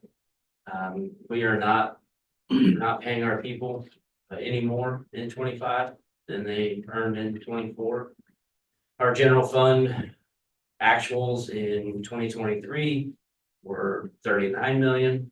We're projected 38.6 million this year. It's a reduction of 400,000, and then we're projecting next year to be 38 million, so that'd be another $600,000 reduction. So since 23 and budgeted 2025, we've got $1 million reduction in our general fund operation. Again, trying to level out revenues and expenses. The mill levy will obviously help in that regard. I'm sure you're tracking sales tax as well. They are not keeping up. First 6 months of 2023 were a high point for sales tax. They have dipped since then. So it's not a revenue stream that is keeping up with the cost of doing business. What's the city's balance on that between property tax and sales tax in terms of operation? In the general fund, traditionally, in the past, we've had about 10% of our general fund for property taxes. So that 38.6 million, about 4 million in property taxes. The rest is from 84 other revenue streams, but primarily sales tax within the community. So we have to watch our sales tax obviously every month and adjust accordingly when it comes to personnel costs, operational costs with materials, out doing road work or any type of park improvements. We really got to dial them back if the revenue's not keeping up. So when you have 6 month increase, the first 6 months of 2023 trending up and your percentages are going up, you kind of give some feedback and some, we may be in a better position. Last 6 months of 2023, first 6 of 2024 have not been where they were in the prior year's experience. So there's a lot of speculation about sales tax, hard to predict. We watch events come in and out of the community and have little impact comparatively speaking, but collectively, I think there's always concern with less events or less draw to Manhattan. Our big boxes, they're the primary producers, they're in competition with a lot of online sales, but we do have compensating use that is capturing more of that every day. That compensating use sales tax is, it's on the rise and it's increasing. But it's always going to make it more difficult for our local retailers to compete with all the different sources that people use these days for their goods and services. But being so dependent on sales tax, it just presents challenges to generate and deliver consistent services to our community. And we'll continue to, again, monitor that. It's a big part of, I think, a lot of confusion in the community. We get a lot of public input feedback about folks' property taxes, but when we're using 10% of a $40 million general fund is coming from that source, there's a lot of perception that 100% is coming from property tax. And it's reliable and consistent, and grows at 4% a year. How could you possibly look at a mill rate increase with that growth? And our reality just, it isn't that. It's sales tax, it's franchise fees, it's municipal court revenues, it's building services revenues, and those fluctuate quite a bit. Any questions about the budget? 2 weeks, 17th, second reading. No more public hearings. We had those this past Tuesday, but commission could easily go in a different direction from first reading. We'll have to wait and see. Housing discussion and path forward. About a month ago, the commission passed 4 policies relative to housing. These are incentive policies that deal with workforce housing sales tax dollars, industrial revenue bond opportunities, either through sales tax exemptions or property tax abatements. The max abatements on those are 10 years. We've done IRB tax abatements in the community before, primarily with larger corporations.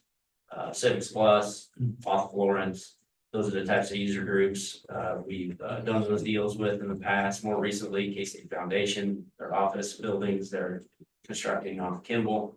One of those received that benefit.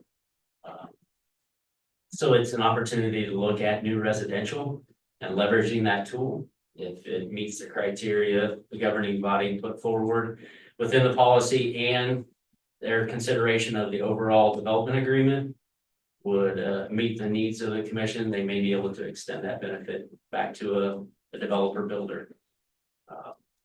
We looked at RHIDs both from an infill perspective and from a new subdivision perspective.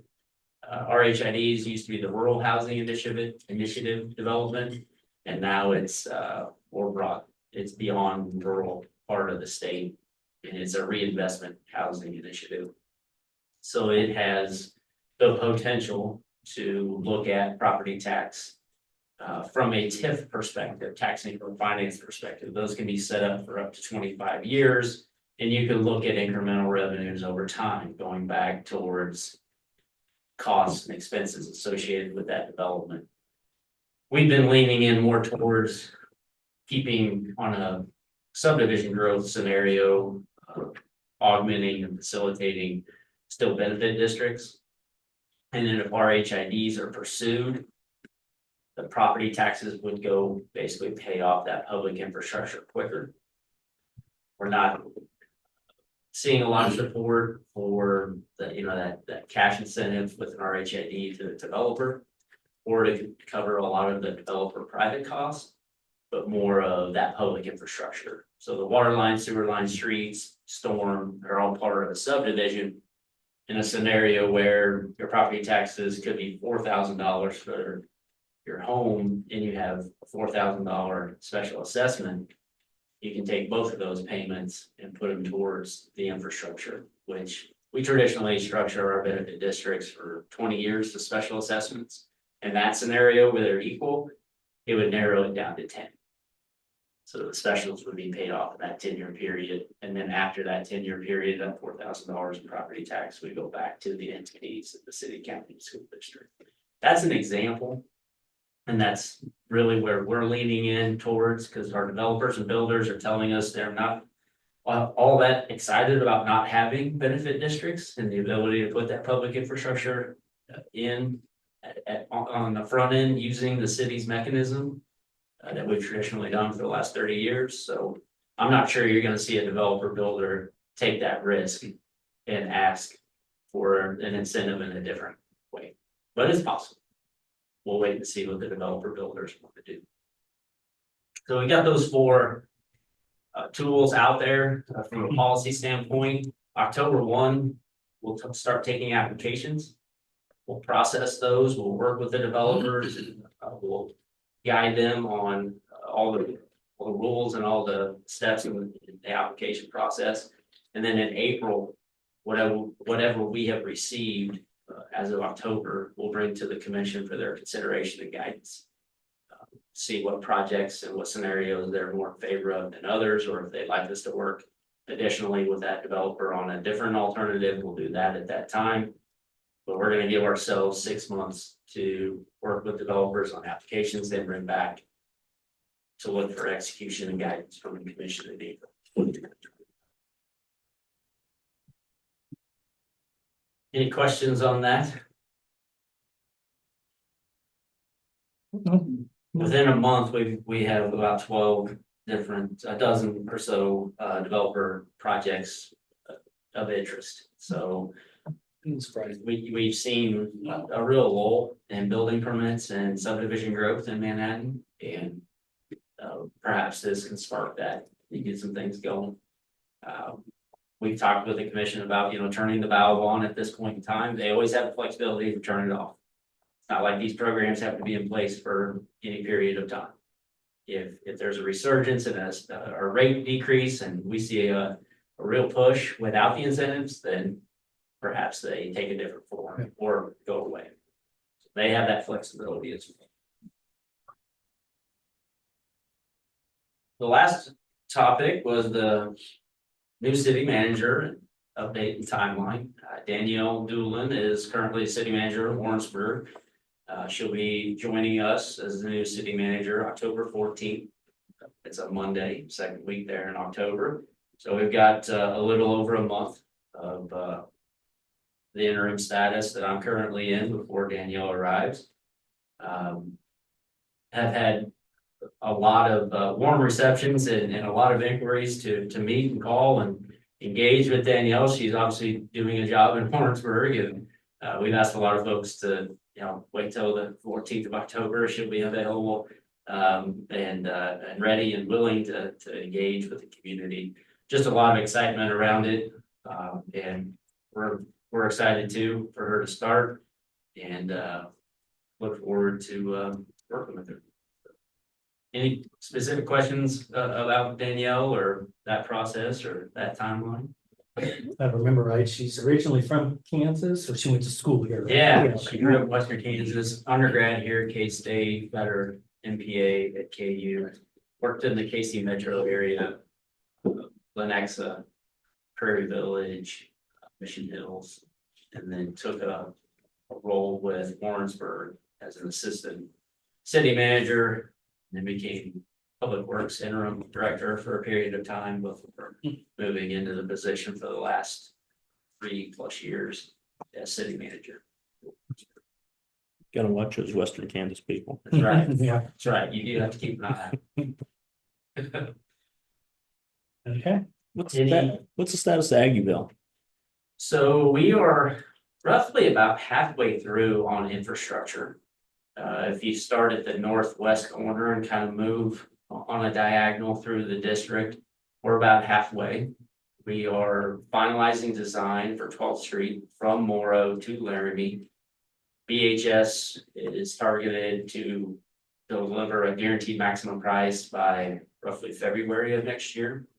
And then they would start construction on that segment between Morrow and Laramie on 12th, about April of next year. That project will run 9 to 12 months. Complete removal replacement, just like we've done north of Morrow on 12th and over on North Manhattan between Lemont and Fremont.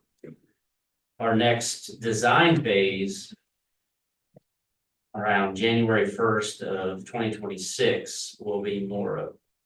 And Morrow between 11th and North Manhattan will be highly engaged and a lot of opinions on what we should do with it.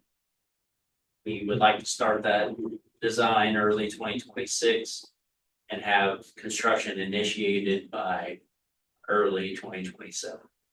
So that's 2 blocks of very intense business presence, student presence, and much like we did with North Manhattan Avenue, probably go curb to curb with the removal, replace the infrastructure. We have a major water line that runs down Morrow that needs replaced. Some other improvements we need to do at a subgrade level. And then get into the sidewalks late in the project to try to keep pedestrian access to all those businesses during that time frame. But I don't anticipate that construction really starting until 2027. I would say in the next probably 60 days, Back Nine Development will be back in front of the commission about the Midtown site. Midtown site is the parking lot that the city worked with Back Nine on their office complex. City also engaged with the developer, same developer, Back Nine, on the Handy Corner site.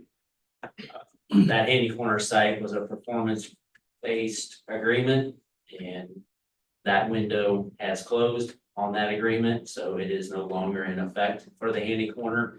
That was a site where we were gonna use some revenues generated from their hotel to build a parking garage. That project is stalled to the point where that development agreement is no longer effective. But I do anticipate the developer coming back to the commission soon with an alternative for the Midtown site. And nothing is of it's been mentioned about where they're going with the Handy Corner site. You saw half that building got removed. So there's just a concrete slab there, but I'm not sure where the developer's at, and hopefully we'll get an update on that in the next 60 days as well. But I do think they're gonna reposition a development for the Midtown site to convert our parking lot and that parking lot that was privately owned next to Chipotle. If that project picks up momentum and the commission is agreeable to the alternative, we could look at finishing Laramie Street between 12th Street and North Manhattan to coincide with that project over the next 1.5 to 2 years. Any update on Scorpios? I mean, my question. Yeah, I mean, Darren keeps us pretty well informed on that progress. They have engaged on a more consistent basis recently, which is encouraging. They've got some feedback and some direction from the state of Kansas, which is really their primary incentive package. I don't think they're all that comfortable with rolling into the next session without a commitment. So that kind of narrows that gap for September through December to get something solidified.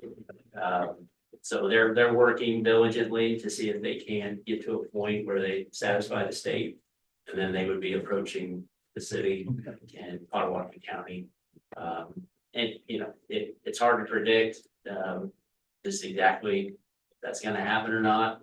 What they have been talking about is a scaled down version of what was released a couple of years ago.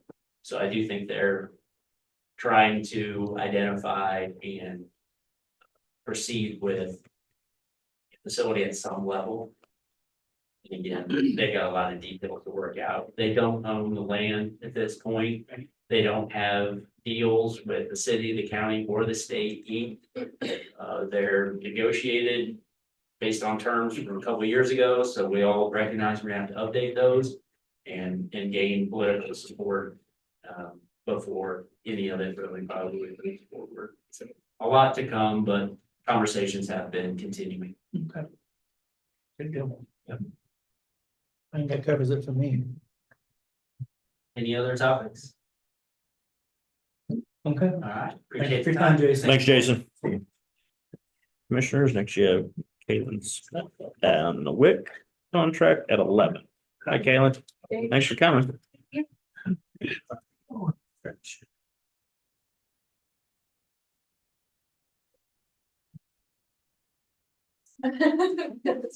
That you're too long without hitting it.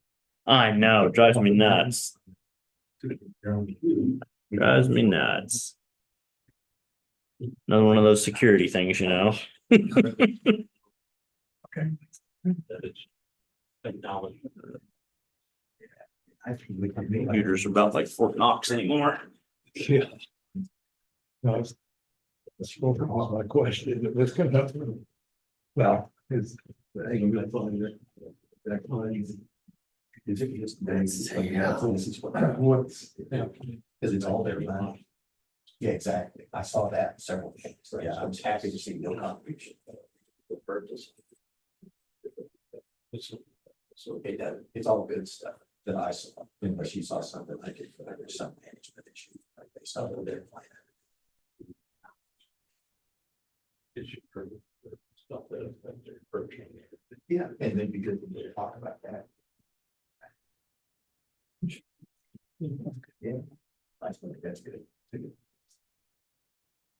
Good.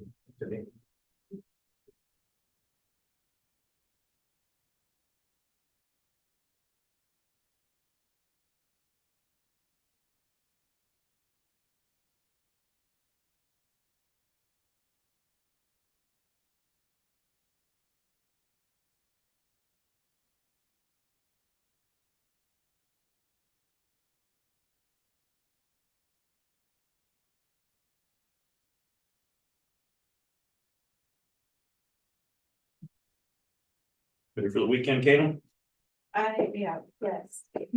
As well, it's a short week, but it seems like a long. I know yesterday lasted forever. Yeah, I agree. Like, this is a short week, but this is the longest day ever. No, and I got a meeting tonight at 6:30 on elections. It's gonna be a long day.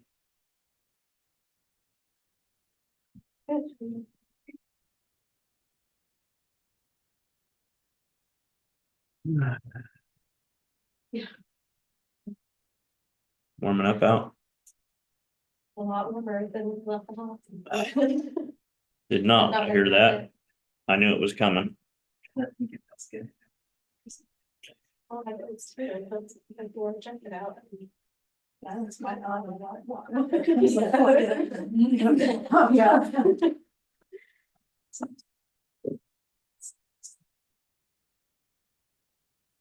Oh, yeah. And I'm not. I know. I always go out there and check that one. Oh, wow. Yeah.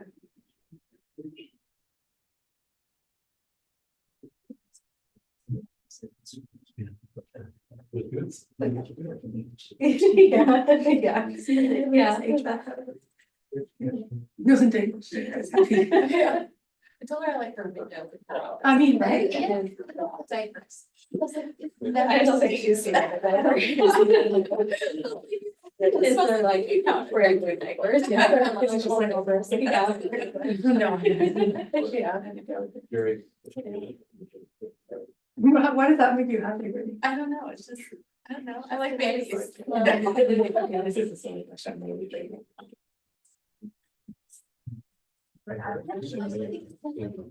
Like babies, yeah. I didn't think so. Oh, yeah, printer needs a new cartridge. I agree. Yeah, I think that would be a positive. Yeah. So like, there's a thinking. It's just wow. Like, oh. No, it just doesn't get close. Oh, yeah, there's lots of babies. Or it does go out. I don't have any more, but I love other people's babies. Yeah. It uses a lot of ink than the other one, or we print a lot more. So sometimes they- Yeah. I was changing. We both. That's probably true. I can believe that it was changed for the one that I messed up, so. Thanks, sir. Okay, Give me take it.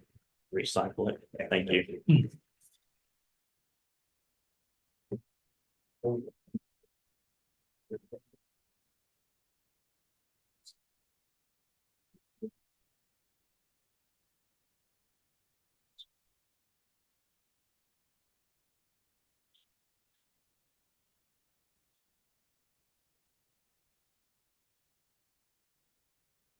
Okay, Kaylin. Good morning. Good morning. Caitlin Smith, Riley County WIC Supervisor. I am here to present the fiscal year 25 contract from the state WIC agency. So just as a reminder, the USDA 100% funds the WIC services for local agencies in Kansas. The attachments in the car include the contract letter, our assigned allocation, and our assigned participation numbers, which is just the caseload that we're expected to maintain for our services. And in the past, the contract was signed, a hard copy was signed by the commission and emailed to the KDHE. This year, the contract needs to be signed through DocuSign. So I'll need to send contact information for whoever is the authorized signer. We just got something last week, or was it Tuesday? Saying don't trust DocuSign. IT said he's don't do any DocuSign. Okay. Serious. They're confusing you. No, I'm not teasing, no. Apparently DocuSign has some issues with being hacked or. Okay. So just whatever we get, we have to vet it through through IT before we Gotcha. Okay. click on it, because DocuSign's a big phishing attempt right there. Anyway.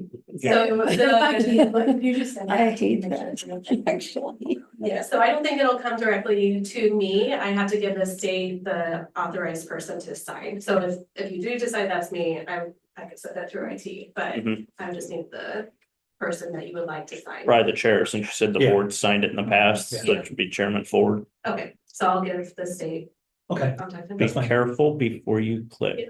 I'm gonna wait and have Corey or Cindy or somebody. Oh, we'd send clarify it to that them before. first, yeah. And I'll just work that through them.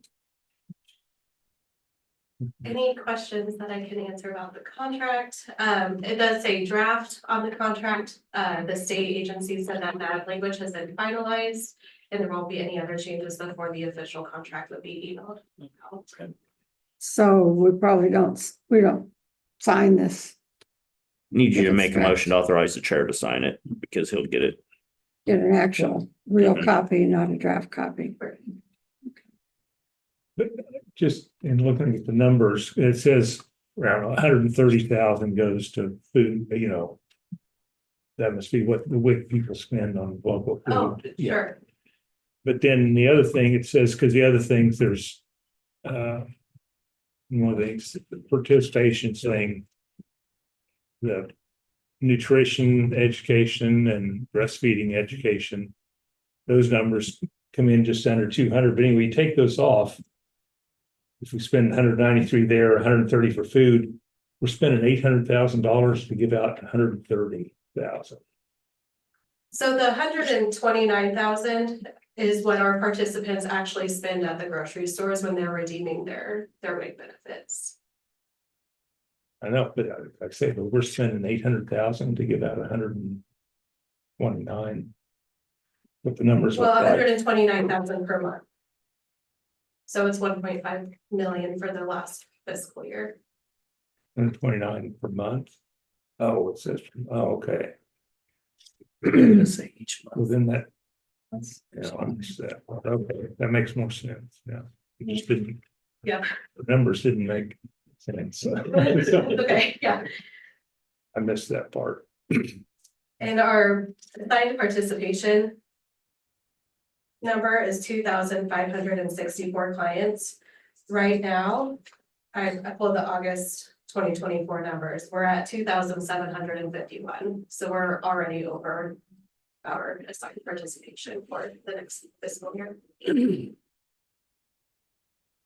And if I'm not mistaken, the WIC and the USDA programs run through the Farm Bill, is that correct? Which they are working and drafting right now as we speak. Not technically, it's not. SNAP is through the Farm Snap, Bill, okay, that's but- right. but WIC is just a part of the USDA. I was thinking WIC, yeah, it's SNAP, you're right. Okay. Yeah. Yeah, because they're fighting over that in Congress right now as we speak. Rich. Well, that's a fairly significant increase in people participating. Do you guys kind of monitor or talk about what's impacting that? I mean, obviously, maybe the economy, cost of groceries. Yeah, I think inflation has definitely contributed to that, with COVID with the flexibility from the federal level as far as being able to do remote appointments. And so people can call in for their appointments and then we can get measurements from their doctor. That has made a significant impact just for the accessibility of services. And we do a lot of outreach. Mhm. We're in the community a lot. Well, it looks like Fort Riley has more participation than Manhattan. Yeah, that's likely, yeah. Well, their numbers have increased. Mhm. Yeah. More of them on base at this Mhm. particular point in time, and we've done a little bit more in outreach over the last couple of years with that too, so it's a little bit more of a known program. Like Caitlin, you might know this, but the military communities are generally very, they use the WIC programs significantly. It's very interspersed into the community. Mhm. And being in the hospital where they receive their medical care too makes a huge difference. Our referral form is in the new patient paperwork for OB. So any OB client fills that out and we contact them. So ideally, we should not be missing anybody there that would qualify. Okay.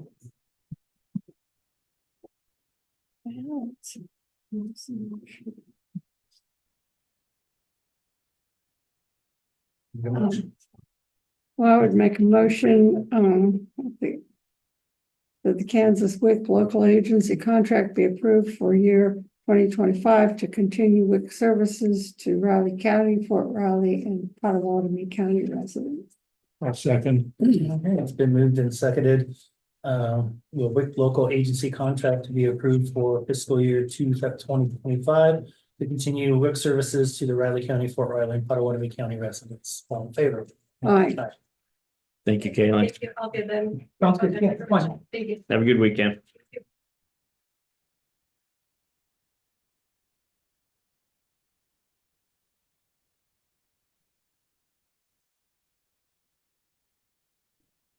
Yeah, Mr. Ellerman, 11:10, commissioners.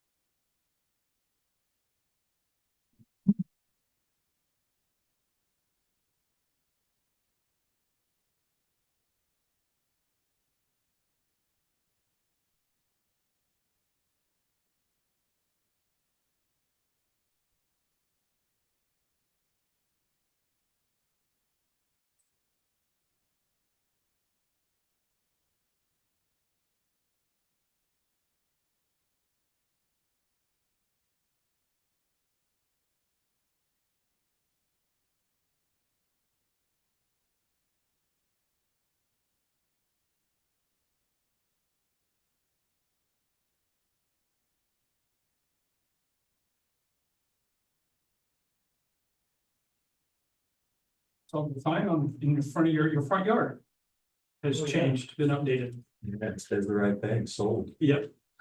Really? Walking the dog, yeah, last night, and I saw that. Mhm.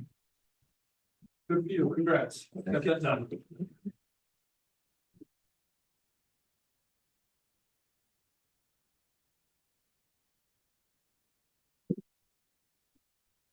How's David? I'm good, how are you? Okay, unless you're about to change that. Yes, So well, tread carefully. I was going to point out, because I heard Elizabeth this morning saying that I think it was Elizabeth, I was driving around, so they couldn't flock me. That You you're- mean driving your personal vehicle, I hear, to try and avoid it? And you are a pro flocker, because you called them and told them I was in my personal vehicle and what it looked like. Would I do something like that? You emailed them, I'm sorry, Would I do something like that? Yeah, I was sitting right there. Yeah. To you? Would I do something like that too? Yep, but when they flocked me, it was my own fault. I stepped in it on that one because I pulled in, I was in my work vehicle. And I parked where I normally park, which is right outside the window of the treasurer's office of the people who were trying to flock me. So all they had to do was turn around and look and see my vehicle sitting right there. So you had a mental slip? I did. I just was in a habit and that's where I was Well, parked. you made their whole day. It was fine. It was fine, it was funny. They said your reaction, they didn't send me any pictures, but they said your reaction was interesting. No, I was fine with it. I paid them $10 to take them off. Uh-oh. They said either Oh, boy. drive around for an hour or pay us to take them off. I had $10 cash, so they got my last $10. Wow. Well, I don't know how you're topping that, John, but I'll give you the opportunity. I told you. Good morning, Commissioners, John Ellerin in Public Works. With Bruce here, would you mind if we go to the windows first, or you want to go in order? That's fine. So first item I have will be the design contract document agreement with Baker McMillan for the new windows in the rest of the CPE building. Maybe we should have not. Got a lot of paper. Oops, that's it there. Blame the state. There it is. All right, so you decided you wanted to do the rest of the building, put the new metal windows in to match the remodel on the fourth floor. Bruce has agreed to put together design document or design and bid specifications and run a bid and do some project work after the bids during construction. That's what's in your packet is an agreement for McMillan, Baker McMillan Architects to do that for $37,475. That includes basically all the windows through the offices from first to third floor. The emergency exit door on the second floor to replace it, and alternative glazing for the windows down here on the first floor. That would be alternative to bid, depending on the numbers. You can decide which type of glazing you want on them. Was that like tinted, that'd be glazing that you wouldn't have to use the blinds and let light in, but you couldn't. No, it's Yeah. It's what those seals around windows. Bruce, I'll explain. can Bruce What explain was that? clear, yeah. I'm trying to do it without It's not saying tasty. too many, the wrong things, but yeah, it's more for protection. Commissioners Bruce McMillan, Baker McMillan Architects, thank you. We have worked with a number of public bodies such as yourselves in various remodeling, reconstruction, new projects that we have included glazing in exterior walls, interior partitions that have a level of protection, if I can use that term, from different aspects. We have learned that public bodies such as yourselves are vulnerable to any and all, and we heard about another school shootings. And so that is what the alternate would be, is a glazing product that would provide an additional amount of protection for you as you are in a first floor non-protected area. Depending upon what your decision is, we would also want to investigate the two openings here at the first floor. There is a required exit as a second exit, possibly out of this space. Your occupant load in here does not reach 40, 49, or 50, which code would then kick in the requirement for the second exit. But John and I'll talk about what the options are. But at this point, second exit is in place, and whether that remains needs to be determined at this point. So that is what we're suggesting for first floor spaces, your offices. Yeah. So Now, that door would be changed into a window, right? And then this would that may probably remain as remain it an exists. Okay. But will it be a new door? It could be. Well, we had protection, though, we'd have to lock the door all the time, then if we really wanted to be protected. The entrance. I don't think fire code allows that, does it? Well, I mean, you guys have to be open to the public. We can't lock that door except for executive session. I'm talking about the entrance door from the street, One that comes in from the exterior. yeah. We can't lock that during public meetings. So, Public has to have access. so we wouldn't be protected during that time. Well, we always have Clancy. Good luck. Okay, I'm just What I had to be trying doing to is I'm clarify. going for help. I'm just trying to clarify protection, what we need, but There are options. You are correct. I don't know, and I don't believe that those doors are on and automatic locking as if the chairman had a button under his desk. That is something that looked like it was coming, in either the chairman or commissioner. Clancy or someone had a button. And we don't have that built in this project, obviously, but there would be a way to lock those doors. You can get out. okay, I'm just trying to figure out what we're, okay. Thank you.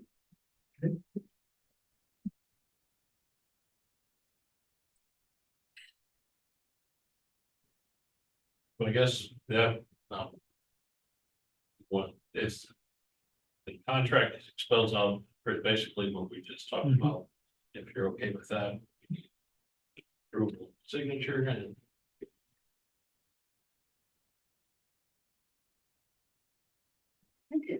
Well, I'd move. On the alternate glazing, I'm gathered from what Bruce said, they're talking about all these windows and the windows in all the commissioners' offices, so. Maybe when you go out to bid, have an alternate for maybe the cost for specific areas, that way that that glazing is gonna be significantly more expensive, and they may determine they just want it here. Or they may just want it in their different offices, because if it comes as one big total for all of them, it's gonna be a pretty good sized chunk. I would assume. And is it the intention to have it all the way up, or would that just be on the bottom half of those windows? We could spec it out either way, Commissioner. I would offer that.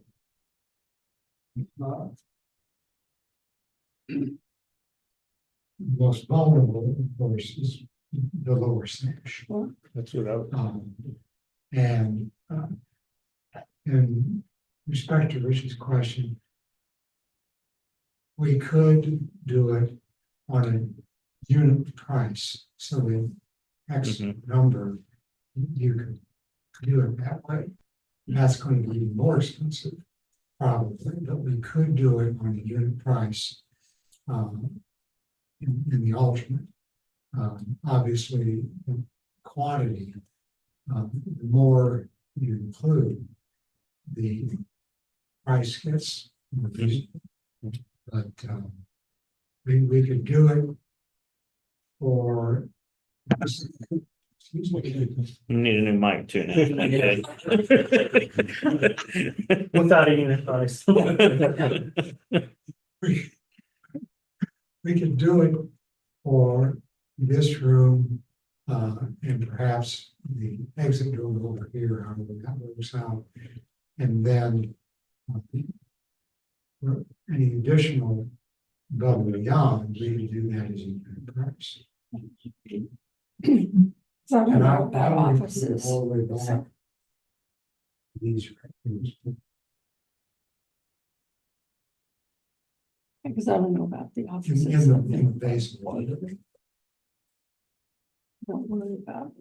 But he's on my side. But Just see what the prices are and talk about it. Yeah. Gotta get a contract in place first. yeah, So we'll include everything on this level except the offices.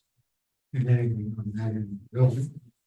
as the base alternate, and then above and beyond that. Well, and we'll just do work session. It's probably. Yeah. And above and beyond that. We'll do that as a. Okay. Sounds good. Okay.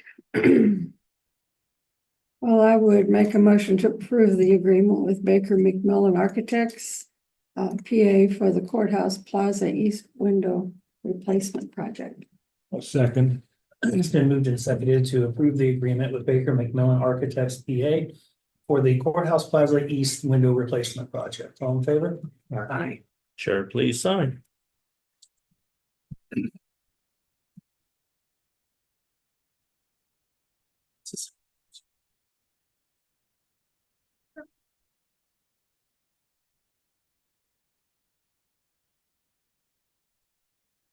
You can continue, John. You're good. Thank you.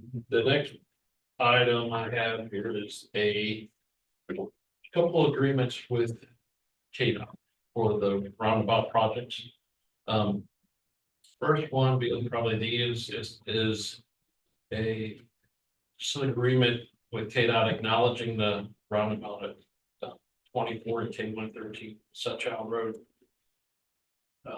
Saying that basically that KDOT's gonna do the project, they're gonna do it all on their own funds. From design to construction and construction inspection. With the only caveat or requirement there they would have is restricting permitting of fuel tanks and that type of storage within a certain distance from the road right away. Which I would recommend his office when they do their permitting or get permits to do anything like that, that they would check with the fire code is what KDOT's asking us to do before we allow. And not allow that within the distance specified in fire code. So you take steps to notify planning. Yeah, planning doesn't know about that, so. There we go with that. The next one is a little more complicated. It has the same wording as far as acknowledging the project is gonna happen at K13 and US 24, which is over there by the dam.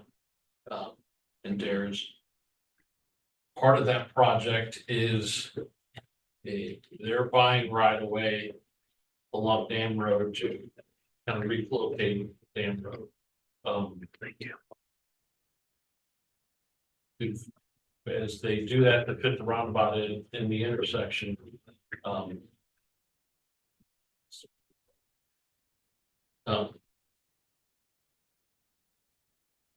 They buy property from the west. So to the left is north, south.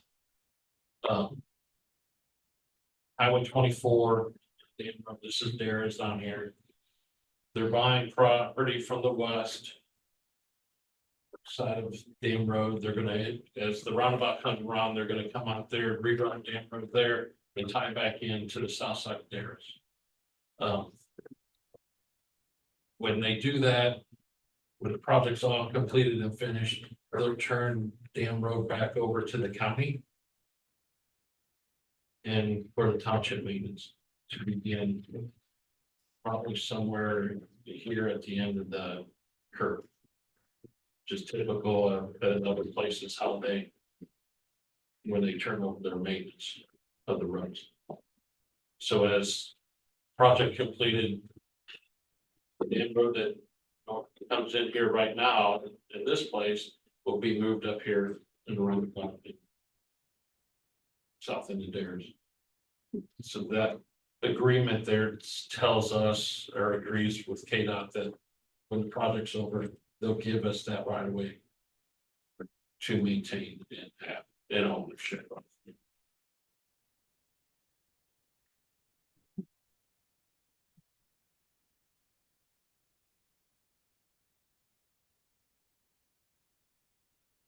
Questions I can maybe try to answer or hope to try to answer.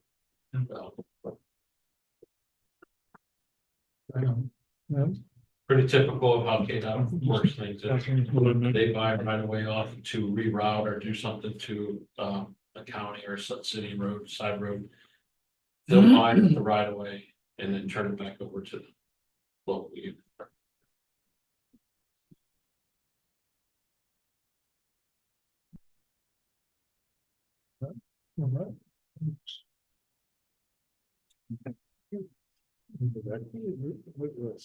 Okay, I'd move to approve the project authorization agreements with KDOT for KDOT project KA 556501 and Should be 6-4. I'm saying, we got the same number. Yeah, of both one of them. the 6-4. Okay. 5564 and project K 556501. I would second that. And moved and approved and seconded to approve the project authorization agreements with KDOT for KDOT project number KA 5564 -01 and KDOT project number KA 5565 All in favor? All right. All right. All three sign the top tabs, just the chair on the bottom. Okay, so do these get split up? These them get split up, right? These go together and those go together. Oh, yeah. Chairs, I was trying to say. No, it's chair, everyone, chair. Everyone. Okay, all right.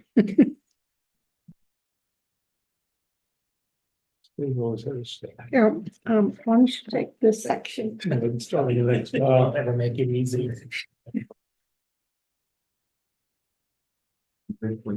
Once you've done your part, could you send just one of each over to us? And I'll make sure that the KDOT attorney gets it. And he's looking for both of them. So that's the chair.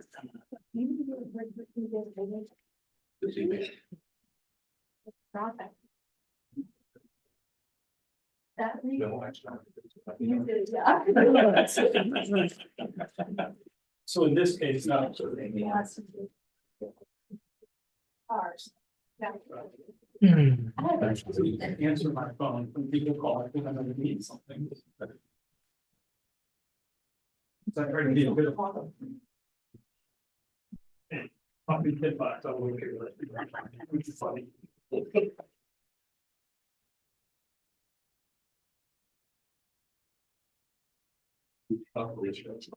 It's got two lines. Just that sign on the top one.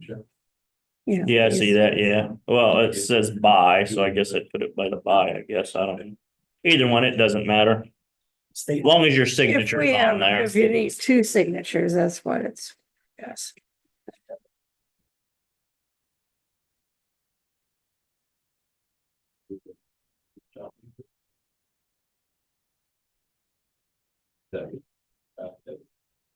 Look at it.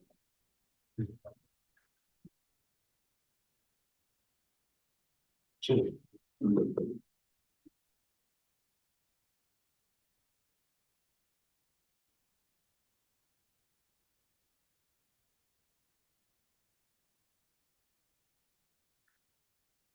It's gonna be a mess out there when they start on those projects. It's gonna be. Yeah. Gonna be Especially difficult. both Not of them. good for me. And you don't have any alternate ways. Well, I guess you could go around such something too. Gotta Fort go Riley. and take Marlette. Yeah, Yeah. Marlette, to avoid it, Go to Marlette. Let's go to Marlette, yeah. What we're gonna have to as do. everyone else is gonna do.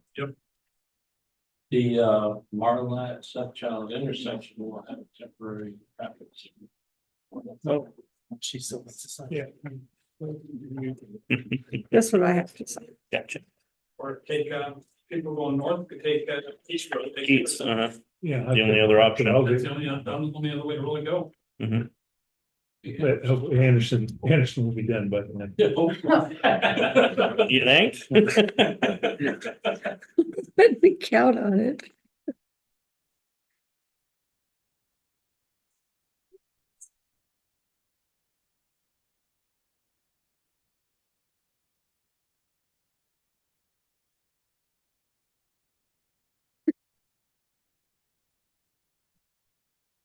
Okay, sign my name here. That's Jeff, right? This one is- Or caffeine. Say, is that second or third? Oh, no, it's just, but they're both. Just second venti size. The second in the AM? Where are they? Are they judging you? Oh, they all. No, we just invested in McDonald's since he's gotten hired. Let's start. You're just, Dave, don't feel special that you're the only one to pick on. Well, I'm glad. Yeah. Thanks for taking some of that load off me, Brian. I'd say it's not equal. No, it's not. Go ahead, David. Good morning, Commissioners. David Adams, EMS Maintenance Director, with the request to fill an open position. So just for clarity's sake, the one we had this morning was a PRN position where that PRN employee has moved out of state. What I'm asking for here is a full-time paramedic position within our department. This is a budgeted full-time paramedic position that their last day is September 16th, so it's coming up. But this is a direct patient care, and they're assigned to an ambulance, also responsible for working event standbys. So it's always never great when you get one during this time of year, because that's, event standbys that we have to get picked up. So we do anticipate interest from at least one of our current PRN or as needed paramedics to fill this open full-time position. Reached out to we have 4 PRN paramedics. I reached out to them to let them know that we had this. And one has reached back and said that they will be applying. So hopefully we'll go through that process pretty quickly, and then it'll be hopefully a pretty smooth transition. It's already part of our system and such. So, but if approved, so there's no adverse effects for our budget. In failing to fill this opening, we have to fill that position. So typically then it becomes overtime and with other off-duty staff. And just to clarify, based on that, you're asking to open the internal only. Yeah, correct. So Yeah. it's not asking to advertise the position. So since we have somebody Start internal, yeah, absolutely. In our PRN, I mean, they're credentialed, they're part of our system, and that's kind of the idea of having PRN is we can sometimes get these, so. Absolutely. The position description is here as well. That's it.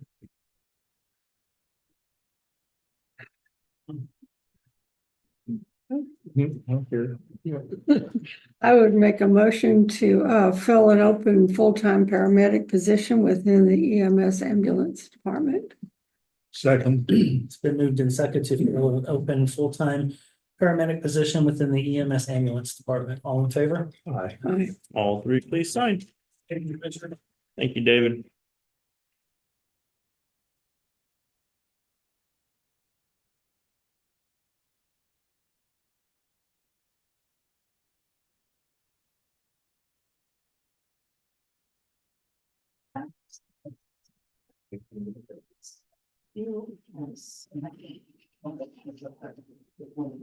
Yes, we have to get it.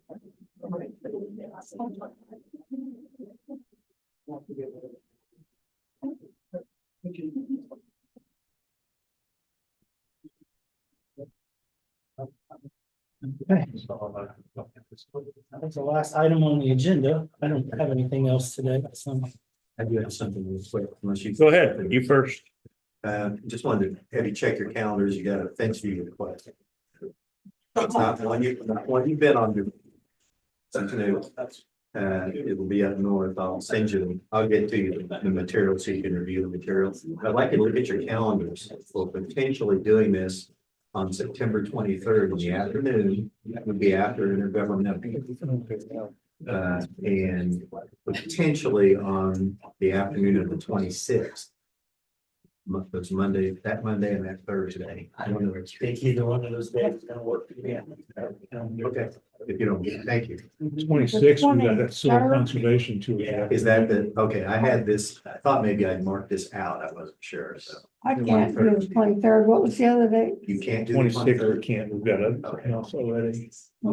I have my full schedule thing all up this afternoon. We'll see if we can end up with 2, and I don't, it's been a while since I looked at it, I don't know that you might need to appoint somebody to fill the 3rd spot. Yeah, I can't do it on the 23rd. Well, that ends that, I'll be back, with new potential. I'll just be honest with you. I'm pretty much booked until the end of October. For the most part. Harder to do events when it's under snow. It's harder to do events when it's under the snow. Yeah, we I do. think they take snow over heat. Yeah, actually, I probably would. Why don't you book like to the 1st of January? You miss evaluations, you know? No. We're gonna make a motion on that. You had to plant that seed, didn't you? Well, let's see. September, you're saying, John, you're not good Yeah, until we're not. October? The two of them. The 23rd, so. Yeah, I can't make the 23rd. And on the 30th, we've got an MBAV tour. Right, that's. After the meeting. Yeah, I didn't even. put that.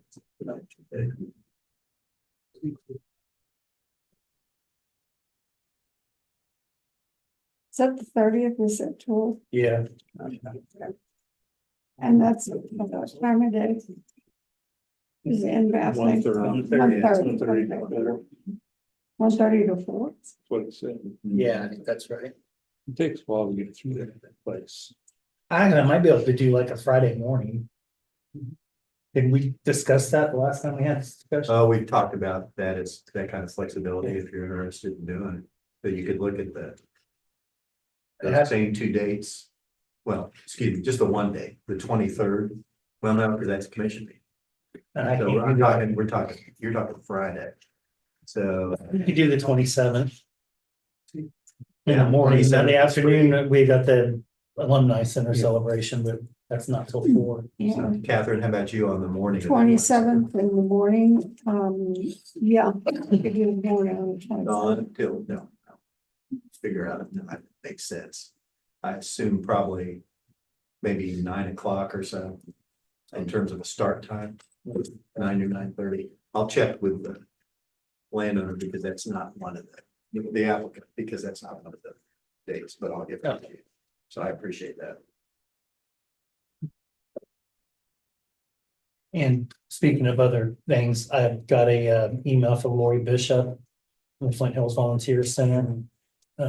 Need to follow up with her if you're gonna do that breakfast on Wednesday or not. I Did I get a forwarded final that to head him. count? Okay. I forwarded it to him. Oh, that's yeah, right. I forgot. I sent you that. she said something yesterday, I'm probably gonna go out to. Oh, that's fine. Just let her know that you can, so that she can plug everything in. Sure. Most important thing of the week, Commissioner Ford. Oh, yeah, we're involved in that, huh? we have Live to check? line was 10.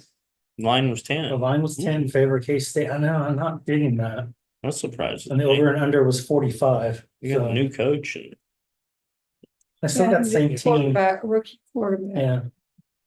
So I don't know. I they just scored a can't. lot of points last week, They did. 52-0. Yeah. The Tulane's pretty legit still.